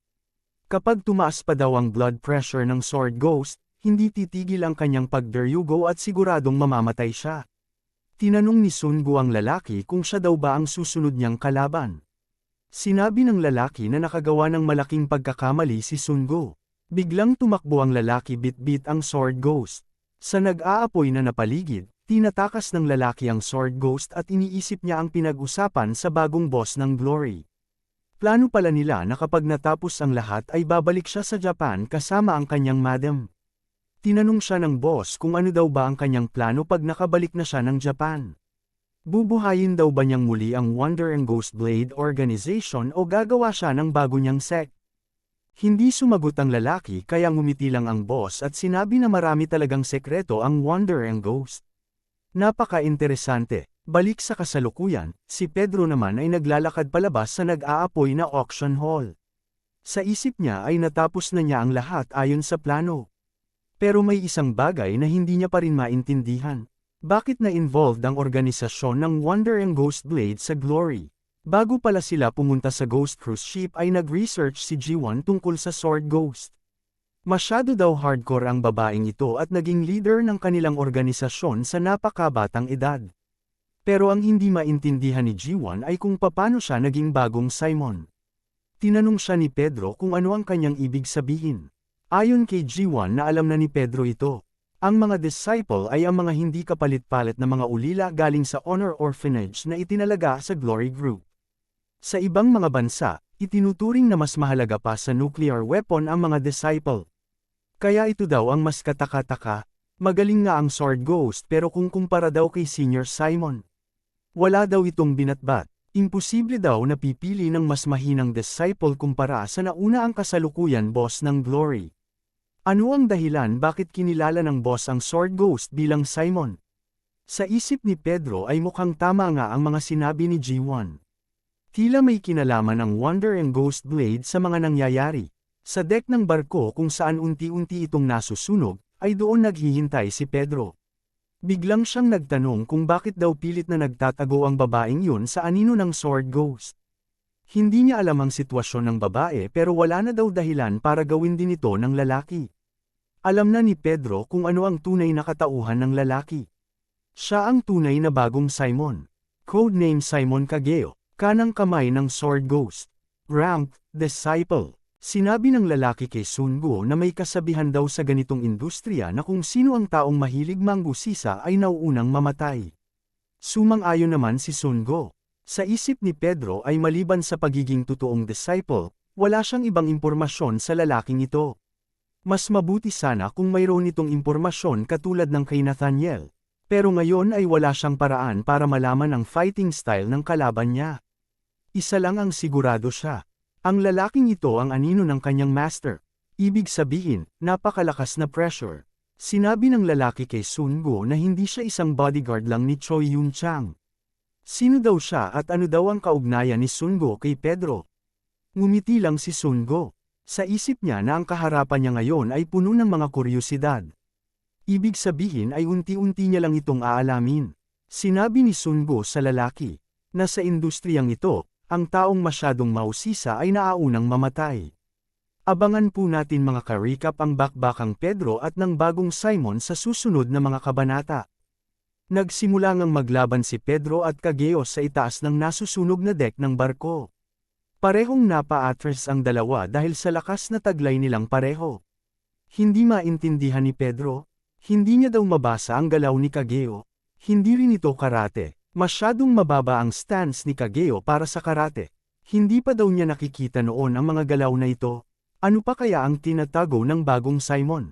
Mukhang hindi rin Ghost Blade technique sa kadahilanang masyadong maraming opening si Kageo para sa technique na ito.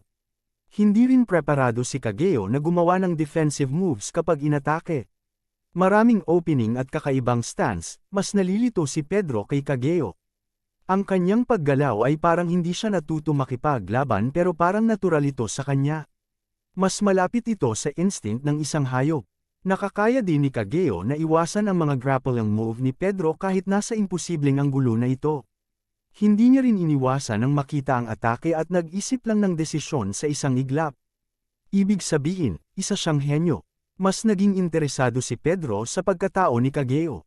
Isang henyo na katulad ni Kageo ay walang ibang espesyal na skills. Parang hindi ito kapani-paniwala. Pinagpatuloy ni Pedro ang pag-atake kay Kageo at parang may napapansin na siya. Hindi maintindihan na flexibility, sobrang bilis na paggalaw na kahit siya ay hindi mahulaan. Sinubukan ni Pedro na hulihin ang paa ni Kageo gamit ang kadena. Pero naiwasan niya lang ito. Sunod-sunod na hindi maula ang atake. Sa tingin ni Pedro ay alam na niya. Napa-atras muli ang dalawa matapos ang sagupaan. Sa isip ni Kageo ay malakas si Kim Sun-gu pero hanggang ganoon lang. Hindi na niya siguro kailangan gamitin ang tinatago niya. Bigla namang nagsalita si Sun-gu at sinabi na palpak ang mga galaw ni Kageo. Kumpara daw sa likas na talento ni Kageo, masyadong hindi epektibo ang mga galaw at depensa niya. Mukhang hindi daw natuto si Kageo lumaban, o ang mas tamang dahilan, ay hindi niya kayang matuto. Nabigla si Kageo sa sinabi ni Sun-gu. Paano niya daw nalaman ito? Hindi naman daw maintindihan ni Pedro kung bakit sa taglay na talento ni Kageo, bakit siya nakatago lang sa likod ng Sword Ghost. Ano daw ba talaga ang pumipigil sa kanya?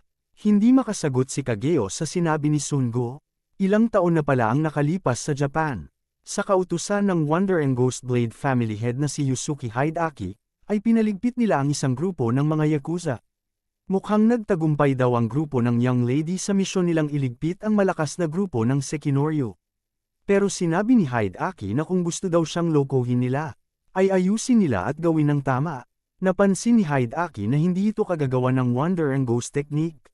Ang prinsipyo ng Wonder and Ghost Technique ay patayin ang kalaban nang hindi nila nalalaman. Pero ang sa harap nila ngayon ay hindi gawa ng kanilang technique. Kagagawa nito ng isang mabangis na hayop. Makikita sa bakas na nilapa sila ng isang halimaw. Humingi ng paumanhin ang katiwala ni Hideaki at sinabi na hindi daw ito kagagawa ng grupo ng Young Lady, hindi daw kumpiyansa sa misyon ang grupo ng Young Lady kaya nag-volunteer si Kageo na siya ang magsigawa ng misyon. Sa lugar ng Wonder and Ghost Blade, ay napag-usapan ng leader ng pamilya at ng kanyang katiwala si Kageo. Napakatalentado daw ni Kageo at nakakamatay. Mas mabuti daw sana kung may dugo ng Wonder and Ghost si Kageo, hindi sana siya magkakaproblema. Sa lahat ng mga batang nakita niya, si Kageo daw ang henyo sa pagpatay. Tinanong ng katiwala si Hideaki kung kailangan na ba nilang patumbahin si Kageo. Bago pa daw ito magwala at hindi na makontrol. Kung gagawin daw nila ito ay hindi na sila mag-aalala para sa hinaharap. Tinanong ni Hideaki ang katiwala kung alam daw ba niya ang kwento tungkol sa pulges.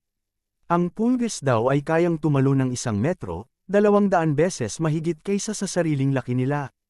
Pero ang hindi alam ng iba, kapag ipinasok mo ang pulges sa loob ng isang jar ng 3 araw at binuksan ito, ay hindi na makakatalo ng mataas ang pulges dahil iniisip nito na ang kanilang kakayahan ay kasing taas lang ng jar. Simula pa daw noon ay inilagay na niya si Kageyo sa loob ng jar. Kaya kahit anong taas pa ng kanyang pagtalong ay hindi niya malalampasan ang kanyang master. Narinig ito lahat ni Kageyo pero tinak pa niya ang tenga ng Sword Ghost para hindi ito marinig. Sinabi ni Pedro na sigurado siyang namuhay si Kageyo na nilimitahan siya ng kanyang paligid. At pakiramdam nito ay wala siyang magagawa kung wala ang kanyang master. Nainis si Kageyo sa pinagsasabi ni Pedro kaya bigla niyang inatake si Pedro. Masyado daw maingay si Sungo kapag nakikipaglaban. Sa isip naman ni Pedro ay mas lalo siyang nagkaka-interest kay Kageyo. Walang ingat ang paggalaw ni Kageyo pero napakamalikhain daw nito. Siguro ay hindi na niya kailangan na matutong makipaglaban. Dahil hindi siya nakaramdam ng banta sa kahit sinumang nakalaban nito. Hindi siya isang beast lang. Isa siyang mandaragit na handang lapain ang kanyang biktima. Pero meron pakiramdam si Pedro na tila may tinatago si Kageyo. Sa isip naman ni Kageyo ay nag-alala siya dahil puno ng lakas si Sungo pero nakita na daw niya ang galaw nito. Ang pattern ng kanyang atake daw ay paulit-ulit. Pilit daw tina-target ni Sungo ang isang parte ng katawan niya. Ang kanyang paa, napansin niya na kanina pa tina-target ni Sungo ang kanyang mga paa. Siguro daw ay naiinis na si Sungo sa mga galaw niya. Ngayon daw ay gagamitin niya ang patibong ni Sungo laban sa kanya. Magpapanggap siyang mahuhuli ang kanyang mga paa habang siya naman ay dadakmain ang leeg ni Sungo. Umatake si Pedro at akmang huhulihin ang paa ni Kageyo pero biglang nahuli ni Kageyo ang kanyang ulo at akmang tutuhuurin ito. Pero nabigla si Kageyo nang nawala sa mga paningin niya si Sungo. Walang ano-ano'y napalibutan na ng kadena ang kanyang leeg. Hindi niya inaasahan na siya pala ang mahuhuli sa patibong ni Kim Sungo. Ano daw ito? Pero ang importante ay paano ito nangyari. Napamura si Kageyo dahil siya ang nahuli imbis si Sungo. Planado na pala ni Sungo lahat ng ito. Pinuri ni Pedro si Kageyo dahil sa kanyang matalas na pakiramdam. Nasanay daw si Kageyo na lumalaban na ginagamit lang ang kanyang instinct. Kaya sa laban nila ng Sword Ghost, sinadya niyang gumawa ng paraan para mag-isip si Kageyo. At habang naglalaban nga sila, ay nag-iisip ito at hindi na napansin ang mga patibong na nilatag ni Sungo. At ito ang dahilan bakit siya nahuli. Huwag na daw siyang manlaban. Mahihirapan lang siya dahil kahit chainsaw ay mahihirapan na putulin ito. Pero sinabi ni Kageyo na hindi pa siya tapos. Nagulat si Sungo sa nakita. Tinatago pala ni Kageyo ang kanyang claws. Imposible daw ito. Ito pala ang kanyang tinatago kanina pa. Biglang naputol ni Kageyo ang kadena gamit lamang ang mga claws na tinatago niya. Mukhang alam na ni Sungo ang rason kung bakit napakalakas ni Kageyo, at kung ano ang nangyari sa auction ay magkaugnay. May bagay na lumalabas sa katawan niya at ito ang dahilan kung bakit natutunaw ang mga tao. Kung tama daw ang hinala niya, tinunaw muna ni Kageyo ang kadena bago pinutol gamit ang kanyang claws. Magiging mahirap daw ito. Bigla namang nagsalita si Kageyo at sinabi na kahit gaano pa pag-isipan ito ni Sungo ay huli na ang lahat. Hanggat gagamitin niya ang sandata niya, ay mawawala daw si Sungo nang walang bahid na may iwan. Bigla niyang dinakma si Sungo sa mukha gamit ang mga palad niya. Akala ni Kageyo ay tagumpay na siya, pero ano daw ito? Hinuli niya ang kamay ni Kageyo na napakadelikado imbis na umilag. Sinadya pala ito ni Sungo para makita kung ano ang meron sa mga palad niya. Pero wala pa rin daw itong silbi kahit malaman niya. Wala pa ring magbabago. Napansin ni Sungo na sinadyang sugatan ni Kageyo ang mga palad niya at paira nagdugo ang mga claws niya. Tinanong niya si Kageyo kung ano ang meron sa dugo niya at kaya nitong tunawin ang mga bakal at laman ng tao. Paano daw naging posible para sa tao? Sinabi ni Kageyo na kailangan niya munang mahuli bago niya sabihin. Pero imposible ito kaya mamamatay daw muna si Sungo bago malaman ito. Mabilis na inatake ni Kageyo si Pedro. Mabilis din na naiilaga ni Sungo ang mga atake ni Kageyo pero bawat matamaan ni Kageyo ay natutunaw. Sa isip ni Sungo ay tila parang mas bumilis at lumakas pa si Kageo. Nakakainis daw ito dahil sa dugo ni Kageo, hindi siya makalapit. Patuloy ang pag-ilag ni Sungo habang iniisip kung paano tatalunin si Kageo. Bigla niyang sinabi na sa pagkakaalam niya, merong mga piling tao lang ang may kakayahan na katulad kay Kageo. Pero ang akala niya ay nawala na ang mga taong ito. Mukhang ito nga daw ang dahilan. Si Kageo ay galing sa pamilya ng Toxic Leopard Palm. Nagulat si Kageo kung paano ito nalaman ng isang batang katulad ni Sungo. Sinabi ni Sungo na alam niyang inubos ang lahat ng pamilya nito pati mga bata pero paano daw na nabuhay si Kageo. Ilang taon na pala ang nakaraan sa Japan, inubos at sinunog ng Wonder and Ghost Blade ang Toxic Leopard Palm. Kahit mga bata ay hindi nila pinalagpas. Pero may isang bata na hindi pa nila naliligpit. Tinanong ng katiwala si Hika Eddie kung ano ang gagawin nila sa batang ito. Namangha si Hika Eddie sa bata dahil nakaligtas daw ito sa gitna ng sigalot. Sinabi niya na mukhang hindi naman masama na mag-iwan ng isang bata na taglay ang dugo ng Toxic Leopard Palm. Makalipas ang ilang taon matapos ang insidente sa Toxic Leopard Palm, lumaki na ang bata at lahat na makalaban nito ay walang magawa sa kanya. Kinakatakutan din siya dahil sa taglay niyang natural na kakayahan. Sa murang edad ay may nabiktima na siya nang hindi niya sinasadya. At dahil dito, nagsimulang lumayo ang mga kaedad niya sa kanya. Isa sa mga teknik ng Toxic Leopard Palm ay unti-unting painumin ng lason ang mga bata hanggang sa maging immune ito at maging acidic ang dugo nila. Si Kageo ay isang henyo sa pakikipaglaban, dagdagan pa ito ng nakakalason niyang dugo. Alam ng family leader na magiging malakas ito kaya sinimulan niyang ihanda ang jar para sa kanya. Naging puno ng diskriminasyon ang buhay ni Kageo. Isang gabi, ay binuhos lahat ni Kageo ang galit sa isang punong kahoy. Tinatanong niya sa sarili kung bakit siya pinanganak para kamuhiin ng ganito. Ayaw niya ng ganitong buhay. Sinuntok niya ito ng ilang ulit hanggang sa bumagsak. Napansin niya ang isang ibon na nahulog, naawa siya dito dahil nag-iisa rin katulad niya. Sinubukan niyang ibalik sa itaas ng puno ang ibon pero nang tiningnan niya ang kanyang palad, ay natunaw na ang ibon. Lahat ng mahawakan niya ay natutunaw. Tinanong niya ang sarili kung makakalapit pa kaya siya sa ibang tao. Pero iiwasan na siya ng mga tao at iiwan. Kung iiwan na din naman siya ng mga tao, mas mabuti nang katakutin siya ng mga ito. Tinanong ni Pedro si Kageo kung ano ang ginagawa niya sa Wonder and Ghost Blade na siyang sumire sa kanyang angkan.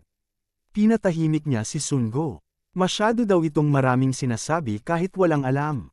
Sino naman daw siya? Tanong niya kay Sungo. Kung may kinalaman siya kay Pedro ay sigurado daw na galing siya sa glory at sa lakas na taglay niya na kayang tapatan ang Sword Ghost ay dapat daw kilala niya ito. Tinanong siya ni Sungo kung interesado daw ba siyang malaman kung sino siya. Kung interesado daw siya ay kailangan niya munang matalo. Tinamaan ng tuhod sa panga si Kageo. Napa-atras ito pero agad naman na sumugod ulit. Napabilib naman si Pedro dahil kahit na tinamaan na sa panga si Kageo ay parang wala lang ito sa kanya. Hindi rin niya pwedeng lakasan ang kanyang mga atake dahil kapag nasugatan at magdurugo ito, ay maaaring gamitin ito ni Kageo bilang sandata. Hanggat hindi niya matatapatan ang lason ay hindi siya mananalo. Iniisip ni Pedro kung ano ang posibleng makakatalo kay Kageo. Bigla siyang sinipa ni Kageo at nasangga niya naman ito pero tumilapon siya at dumiretso sa isang bodega. Naiinis na siya at patuloy na iniisip kung ano ang makakapigil sa lason. Aksidente namang napansin ni Sungo ang isang map sa sulok at nakaisip siya ng ideya. Sinundan siya ni Kageo sa bodega at pinasusuko si Sungo. Kung sasabihin niya daw kung nasaan si Pedro, ay papatayin niya si Sungo nang walang sakit. Wala namang pakialam si Sungo at sinabi lang na kung ganito daw makipaglaban si Kageo ay sigurado nga na walang makakatapat sa kanya. Nabigla naman si Kageo sa ginawa ni Sungo. Nagbibiro daw ba ito? Hindi daw siya nagbibiro, sa katunayan ay lalabanan niya na ng seryoso si Kageo. Mukhang nawalan na daw siya ng pag-asa. Pero sinabi ni Sungo na hindi pa siya sumusuko dahil simula ngayon ay gagamitin niya ang sandata ni Kageo laban sa kanya. Nagtataka si Kageo dahil kahit anong atake ang gawin ni Sungo ay walang epekto sa kanya. Ngumiti lang si Sungo at sinabi na hindi lang daw alam ni Kageo kung paano ang isang map na ito magiging delikadong sandata laban sa kanya. Abangan ang round 2 sa bakbakang Pedro at Simon Kageo sa susunod na mga kabanata. Matapos nga na malaman ni Pedro na si Kageo ay may lahi ng toxic leopard pump, ay agad itong nag-ingat at hindi basta-basta lumapit kay Kageo. Ang dugo ni Kageo ay punong-puno ng acid na kayang tunawin kahit ang bakal na kadena. Habang naglalaban ay iniisip ni Pedro na hindi siya mananalo laban kay Kageo kung hindi niya mapipigilan ang lason sa dugo nito. Ano daw kaya ang pwede niyang gawin para matalo si Kageo? Sinipa ni Kageo si Pedro kaya tumilapon ito at napunta sa storage room. At doon ay hindi niya inaasahan na makakaisip siya ng ideya paano matalo si Kageo. Nakakita siya ng mop at mga chemical na panlinis. Sinabi ni Kageo na kung sasabihin daw ni Kim Sun-go kung nasaan si Pedro ay papatayin niya ito nang hindi nasasaktan. Pero nalito siya nang kinuha ni Sun-go ang mop. Akala ni Kageo ay nagbibiro lang ito. Pero sinabi ni Pedro na kabaligtaran ito nang iniisip niya.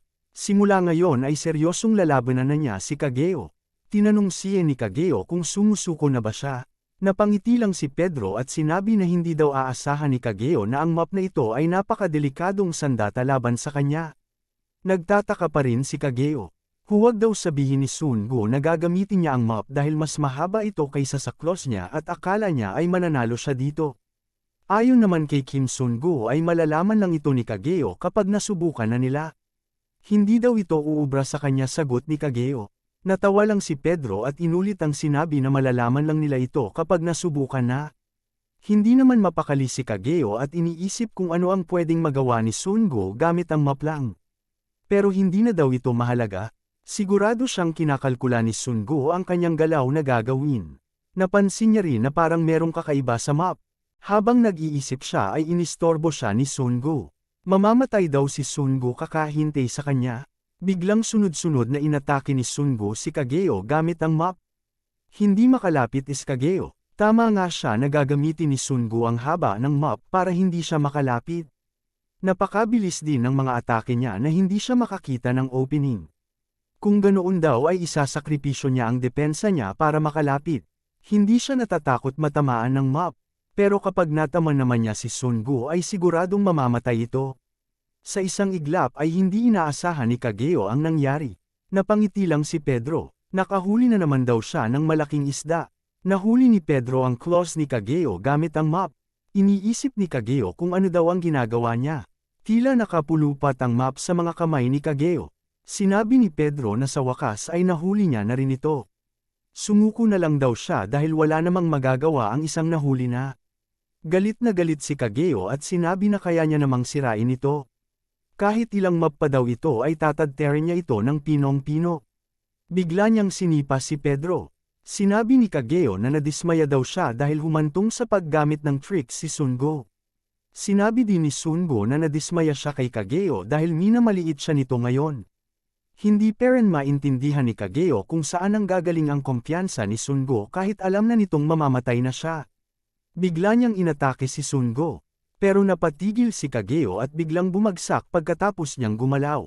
Tinanong siya ni Pedro kung nadulas o napatid daw ba siya.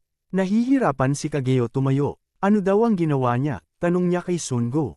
Pati ang mga braso at kamay niya ay parang umuusok.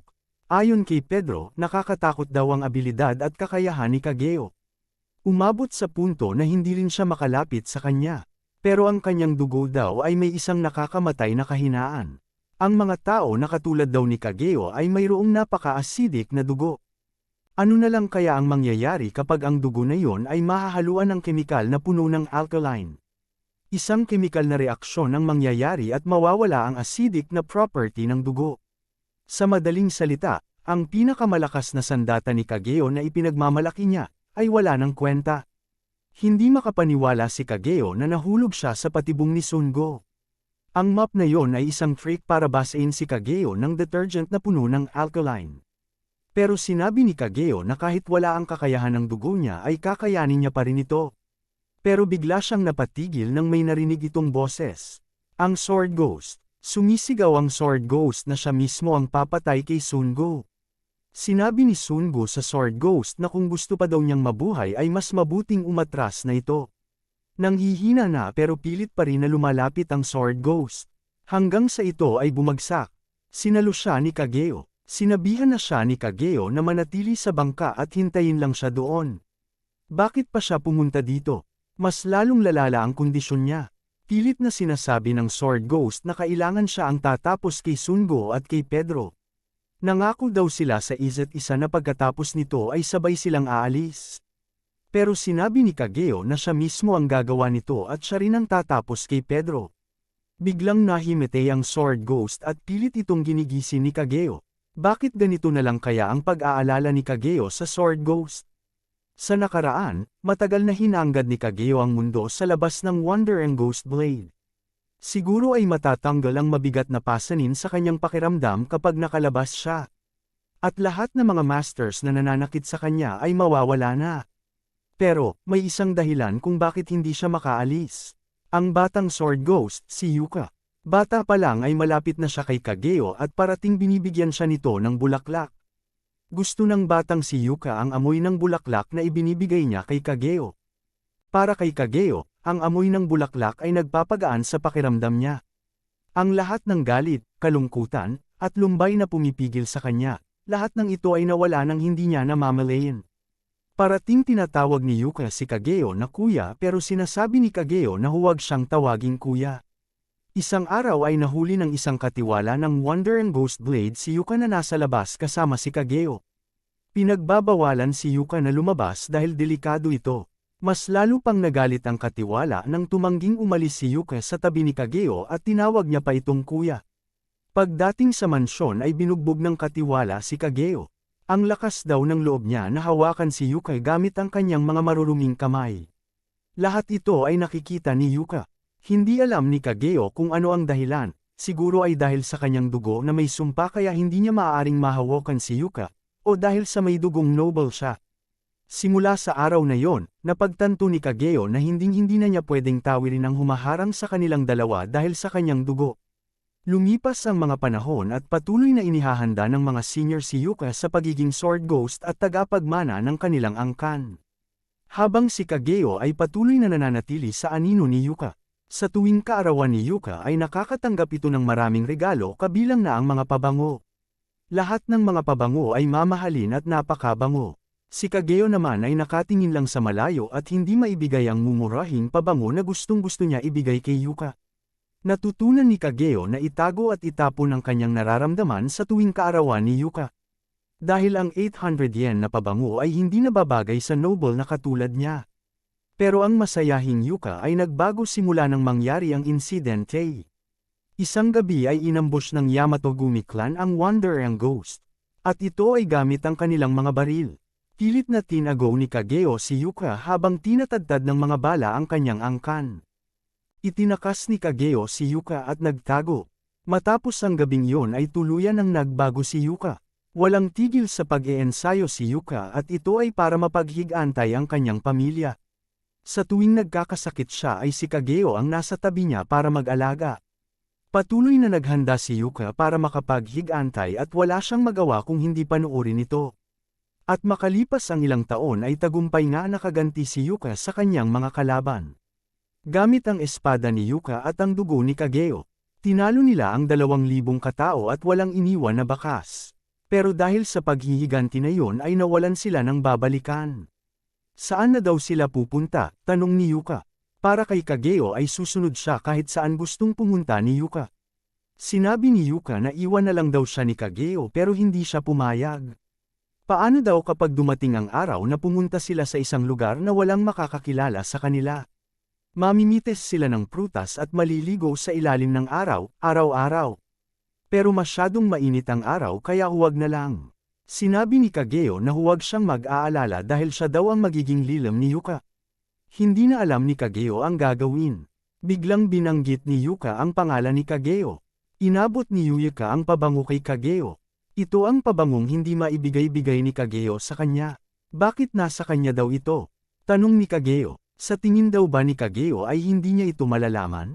Parati niya daw itong bitbit sa loob ng 10 taon pero hindi man lang ito napansin ni Kageo. Ayaw niyang masayang ito kaya hindi niya ito ginagamit.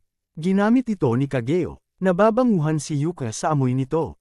Habang nanghihina ay sinabi ni Yuka na sa lahat na oras na kasama niya si Kageo, pakiramdam niya ay nasa lilam siya nito. Humingi din siya ng paumanhin na hindi niya matutupad ang kanyang pangako na sabay silang aalis. At sa huling pagkakataon ay tinawag ni Yuka si Kageo na kuya. Bigla siyang hinalikan ni Yuka. Napaiyak ang dalawa habang magkayakap pero nagulat si Kageo sa ginawa ni Yuka. Kinagat niya ang bibig ni Kageo at ininamang dugo nito. Pinapaluwa ni Kageo si Yuka pero huli na ang lahat. Marami daw siyang nagawang hindi mapapatawad na mga kasalanan. Mas mabuti na daw ito. Sa ganitong paraan, malayang mabubuhay si Kageo. Walang magawa si Kageo kung hindi ang mapaiyak. Tuluyan nang ang binawian ng buhay si Yuka. Ano naman kaya ang kahihinatnan ng laban ni Kageo at Pedro? Tuluyan na nga na nawalan ng buhay si Yuka, ang Sword Ghost. Pero bago ito ay nakapagpaalam siya kay Kageo at sinabi na kailangan niyang mamatay para maging malaya si Kageo. Hindi ito matanggap ni Kageo. Ayaw niyang mawala ang kanyang pinakamamahal na si Yuka. Sa huling pagkakataon ay niyakap niya ang wala ng buhay na katawan ni Yuka. Sinabi niya na kung ito ang gusto ni Yuka, ay gagawin niya ito. Tutuparin niya ang pangako niya kay Yuka. Gagawin niya ito ng may pagmamalaki at dangal. Biglang sinugatan ni Kageo ang buo niyang katawan para lumabas ang mga dugo. Isinumpa niyang papatayin niya si Sungo at si Pedro. Nagpatuloy sa pagsagupaan ang dalawa. Nawawasak ang mga pader dahil sa kanilang taglay na lakas. Napakabangis na inaatake ni Kageo si Pedro gamit lamang ang kanyang mga kamay at dugo. Mabilis naman itong naiiwasan ni Pedro. Isang napakalakas na impact ang nangyari nang tumalon si Kageo pero naiwasan ito ni Pedro.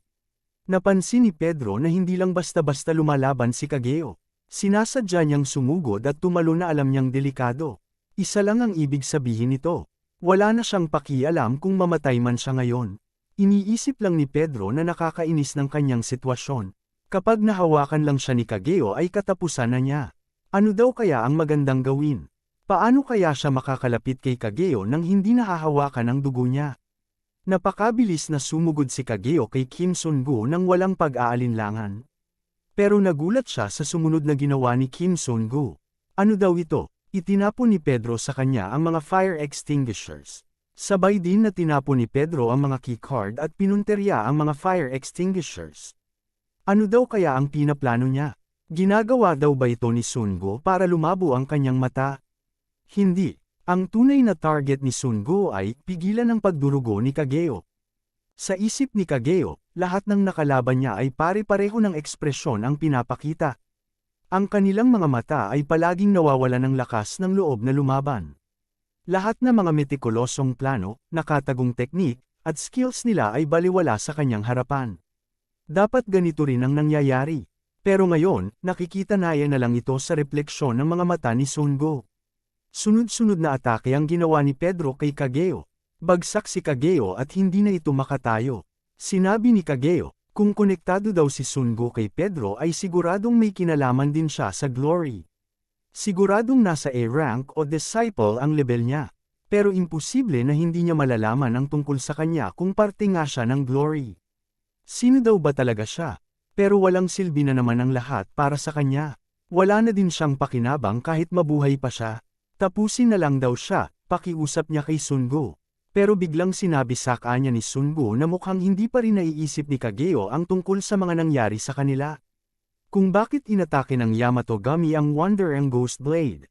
Ano daw ang ibig sabihin niya, tanong ni Kageo. Ang pag-atake daw sa Wonder and Ghost Blade ay kagagawa ng glory. Alam daw ba niya ang kasabihan na hindi mo pwedeng lagyang ng bagong wine ang mga lumang bote? 10 taon na ang nakakaraan, ang kasalukuyang boss ng glory ay nagsimulang maghanap ng bagong disciples. At nakuha ang atensyon niya ng Wonder and Ghost Clan. Ito ang pinakamagaling na clan ng mga assassin na pinangunahan ng industriya sa Japan ng higit 1,000 taon. Ito ang nakakuha ng kanyang interest. Gusto niyang makuha ang titulong ito. Pero ang mapagmalaki at malakas na Wonder and Ghost Clan ay hindi nahulog sa temptasyon ng glory. Pero sinabi niya sa leader ng clan na balang araw ay mapapasakamay niya rin ang Wonder and Ghost. Binago niya ang kanyang plano. Pagkatapos niyang bisitahin ang Wonder and Ghost Blade ay dumiretso siya sa karibal nito, ang Yamato Gumi. Para maubos ang angkan ng Wonder and Ghost Blade ay ginamit ng glory ang Yamato Gumi clan. At dahil doon ay naglaho ang Wonder and Ghost sa isang gabi lang. Nakakatakot daw ito na pangyayari. Pagkatapos ng gabing yun ay umaksyon nga silang dalawa base sa prediksyon ng bagong leader ng Glory. Walang silang kaalam-alam na naging totoo nga at napasa kamay niya ang Wonder and Ghost. Para sa dalawang nawalan ng babalikan matapos ang kanilang paghihiganti, siya daw ang nag-alok ng posisyon sa Glory Group. Sa huli ay nakuha niya ang kanyang ninanais. At ito ay makuha si Kageo na anino ng Wonder and Ghost clan. Malupit ito pero ito ang katotohanan saad ni Pedro. Sa isip ni Kageo ay kasinungalingan ito. Walang kwenta ang pinagsasabi daw ni Sungo. Hindi siya mahuhulog sa mga salita ng isang bata. Bakit naman daw siya magtitiwala sa kanya pero bigla siyang sinagot ni Pedro na kung hindi siya naniniwala ay bakit hindi niya tanungin ang kanyang boss na si Rafael. Sa isip ni Kageo ay paano nalaman ng isang bata ang codename ng kanilang boss. Una palang inalok ang posisyon kay Kageo. Pero tinanggihan niya ito dahil iisa laman ang kanyang pinaglilingkuran at ito ay ang Sword Ghost. Pero binago ni Rafael ang alok sa kanya. Gagawin niyang bagong Simon si Yuka at si Kageo naman ay tapat na maglilingkod kay Yuka. Napagtanto ni Kageo na mukhang plano nga ito ng kanilang boss. Pero pilit niyang ayaw paniwalaan ito. Pero kung totoo ito, anong klaseng buhay ang kanilang ginawa? Hindi naman siya humingi ng sobra. Gusto niya lang sumaya si Yuka at maging anino sa tabi niya. Sapat na ito para sa kanya. Kung hindi dahil sa Glory, kung tinanggihan niya lang sana ang alok ng Glory, kung hindi siya sana naging modemo at pinilit na makapiling si Yuka, kung sa simula pa lang ay wala na siya sa buhay ni Yuka, sana ngayon ay nakangiti at buhay pa siya. Bakit nakukuha daw ni Rafael maging arogante ngayong sinisira niya ang buhay ng mga tao? Pinigilan siya ni Pedro at pinakalma dahil baka mamatay siya. Sinabihan ni Kageo si Pedro na nasa panganib ang kanyang mga kaibigan. Ano daw ang ibig sabihin niya? Tanong ni Pedro. Ayon kay Kageo ay papunta na ang mga pirata sa kanila at ang barkong ito ay malapit ng malunod. Kung gusto daw niyang maligtas ang kanyang mga kaibigan ay bilasin niyang pumunta doon. Sa kabilang parte nga ng barko ay isa-isang pinapababa ng magkapatid na Doko ang mga pasahero papunta sa lifeboat. Pero biglang dumating ang mga banyagang pirata at binyantaan silang papatayin. Walang magawa ang dalawang magkapatid. Tinanong ng isa't isa kung ano ang magagawa nila. Pero napakarami ng kanilang kalaban. Sa isip nilang dalawa ay masama ang sitwasyon nila. Dalawa lang sila ang kayang lumaban dito. Sa isip ni Hang Doko ay tigsa 10 na pirata ang kanilang lalabanan bawat isa. May mga hawak din na mga baril ang mga pirata. Ano daw kaya ang gagawin nila? Isang maling galaw lang ay patay silang lahat kasama ang VIP sa barkong ito. Bigla naman nagsalita si President Choi Yun-chang at inalok ang mga pirata ng kasunduan. Kung babarilin daw siya ng mga pirata ay pagsisisihan nila ito. Kaya niyang ibigay ang kahit anong gusto nila. Ayaw maniwala ng mga pirata pero nagpakilala siyang si Choi Yun-chang ng Diheg Group. Kaya niyang ibigay ang lahat. Pero isa lang ang sinabi ng pirata na gusto nila. Ang ulo nila. Handa nang mamatay ang dalawang magkapatid at nagpapaalam na sila sa isa't isa habang sumusugod sa kalaban. Balik naman sa deck kung nasaan si Pedro ay tinanong siya ni Kageo kung bakit hindi pa siya umaalis para iligtas ang kanyang mga kaibigan. Kung hindi pa daw siya aalis ngayon ay siguradong mamamatay ang kanyang mga kaibigan. Pero sinabi ni Pedro na ayos lang daw ito. Kahit hindi pa siya pumunta doon ay may isang killer galing sa Glory na nandoon na. Pero wala daw silang magagawa kung nakatutok na ang mga baril sa kanila, saad ni Kageo. Totoo daw ito sagot naman ni Pedro, pero yon ay para lang sa mga normal na kaso. Sa barkong ito, ay may isang killer na hindi tulad ng mga karaniwang assassin lang. Ang taong ito ay walang iba kung hindi isang disciple. Tama nga si Pedro, biglang isa-isang naputol ang mga armas ng mga pirata. Ito ay walang iba kung hindi dahil kay Simon. Nagulat naman ang magkapatid pati na rin si President Choi. Akala ng mga pirata ay patay na rin siya. Ilabas daw nila ang lahat ng kanilang baril. Huwag daw silang lumapit saad ng isang pirata. Kaya nilang pabagsakin si Simon dahil iisa na lang daw ang kanyang kamay. Naalala ni Simon ang mga panahon na nagsasanay sila ni Pedro. Tinanong siya ni Pedro kung ano ang isang pagkakataon na pinakakritikal para sa isang swordsman.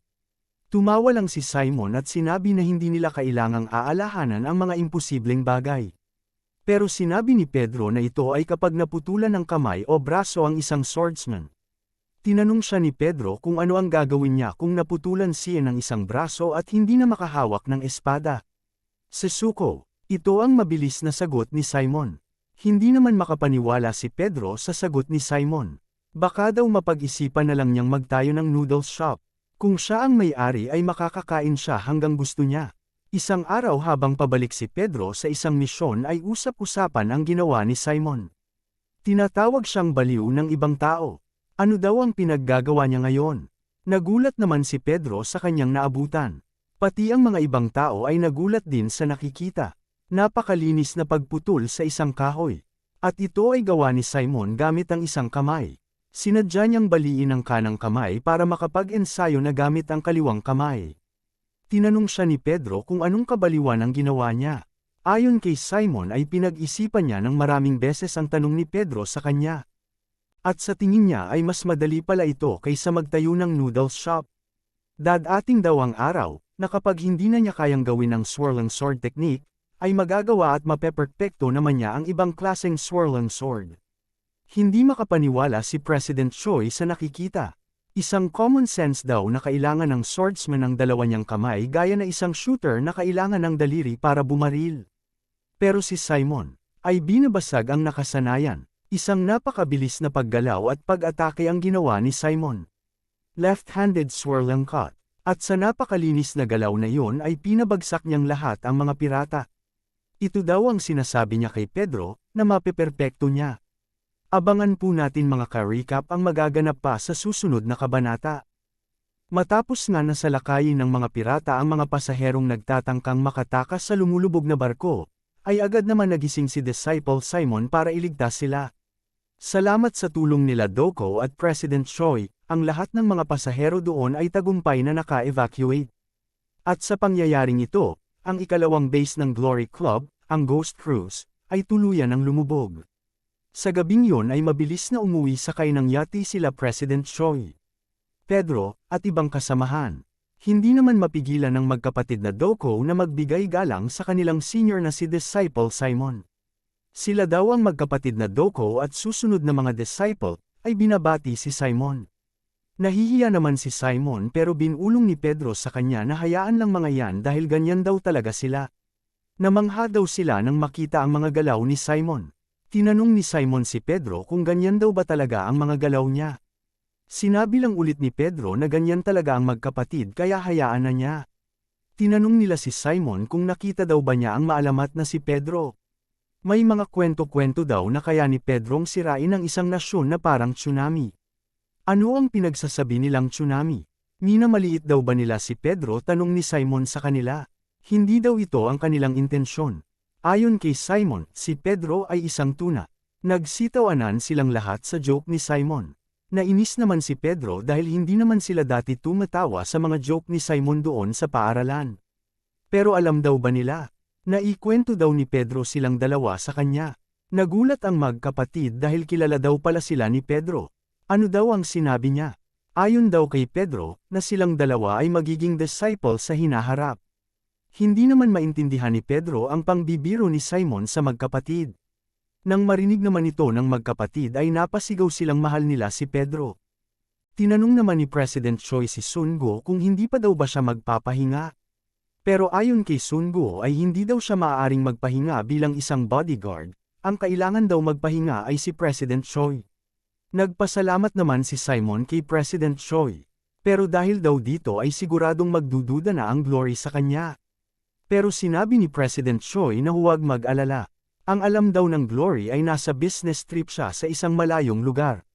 Pero sa isip ni Pedro ay may higit 3,000 na isla sa buong Korea. Ang islang pinagtataguan ni Simon ay isa sa pinakatagong isla sa Korea pero nahanap pa rin nila si Simon doon. Kaya hindi sigurado si Pedro kung hindi malalaman ng Glory na nandoon si Choi Yun-chang sa Ghost Cruise. Napakalawak at dami ng intelligence ng Glory kaya posible na malaman talaga nila ito. Ngayon ay alam niyang magngingit-ngit ang ngipin ni Raphael dahil sa kahihiyang ito. Pero, huwag daw unahan ni Raphael ang kanyang sarili. Dahil ito ay simula pa lang ng lahat. Dumiretso na nga si Simon at Pedro sa kuta ni Jiwon at hindi makapaniwala si Jiwon na si Simon ang kanyang kaharap. Dumami daw ang kulubat nito at pumangit. Hindi naman maintindihan ni Simon na si Jiwon na dati ay hindi sumusuporta sa kanila ay tumutulong ngayon. Paano daw nagbabago ang pagkatao niya? Ayon kay Simon dati daw ay gumagana naman ang kanyang mga mata nang nasa 20 pa ang edad niya at sinasabi pa daw niya na si Pedro ay mas gwapo pa sa mga artista at sinasabi din niya na papakasalan niya si Simon. Pero ngayon daw ay pinagagalitan na lang siya nito. Galit na hinampes ni Jiwon si Simon. Bakit daw kailangan pa niyang ibalik ang mga alaalang ito? Pero iniba na ni Simon ang usapan at tinanong kung ano na ang pinaplano ni Raphael ngayon. Mula sa Divine Hospital at ang Ghost Cruise. Masyadong maraming questionableng bagay ang tungkol dito. Natahimik ang dalawa at akala ni Simon ay ayaw siyang sabihan ng tunay na nangyayari. Pero biglang sinabi ni Jiwon ang tunay na dahilan. Si Raphael, gusto niyang mawala ang simbolikong pagkatao ni Pedro. Noong taong 2013, sa Divine Cathedral ng Glory Club, ay inanunsyo ni Father Gabriel ang isang napaka-importanteng bagay para sa hinaharap ng Glory. Naging malaya na ang Korea at naging mapayapa na rin ang bansa. At ito ay dahil sa hirap at sakripisyo ng mga disciple. Lahat ng mga ginawa nila ay hindi malalaman ng mga tao at hindi sila mapapasalamatan pero Diyos lang ang nakakaalam nito. At sa araw din na yon ay ipinag-utos ni Father Gabriel ang pagbuwag sa 12 disciple. Panasan daw nila ang dugo at pawis na kanilang ibinuhos at maging parte ng tunay na mundo. Pero may isang tao na kumontra sa mga salita ni Father Gabriel. Walang iba kung hindi si Raphael. Siya ang kasalukuyang boss at ang adopted son ni Father Gabriel. Hindi niya matanggap na mawawala ang mga disciple. Paano na daw ang Glory? Mas lumalaki ang kanilang negosyo ngayon. Sinabi ni Father Gabriel sa kanya na hindi mga gamit ang kanyang mga kapatid na disciples. Sila ay mga mahahalagang anak ng Diyos na inilagay ang kanilang mga buhay sa panganib para mailigtas ang milyong katao. At isa pa, hindi na kailangan ng mundo ang kanilang serbisyo. Napagkasunduan na din ito ng mga disciple. Galit na umalis si Raphael ng gabing yon. Hindi niya matanggap ang desisyon ni Father Gabriel. Patuloy niyang sinuntok ang isang rebulto sa labas ng simbahan.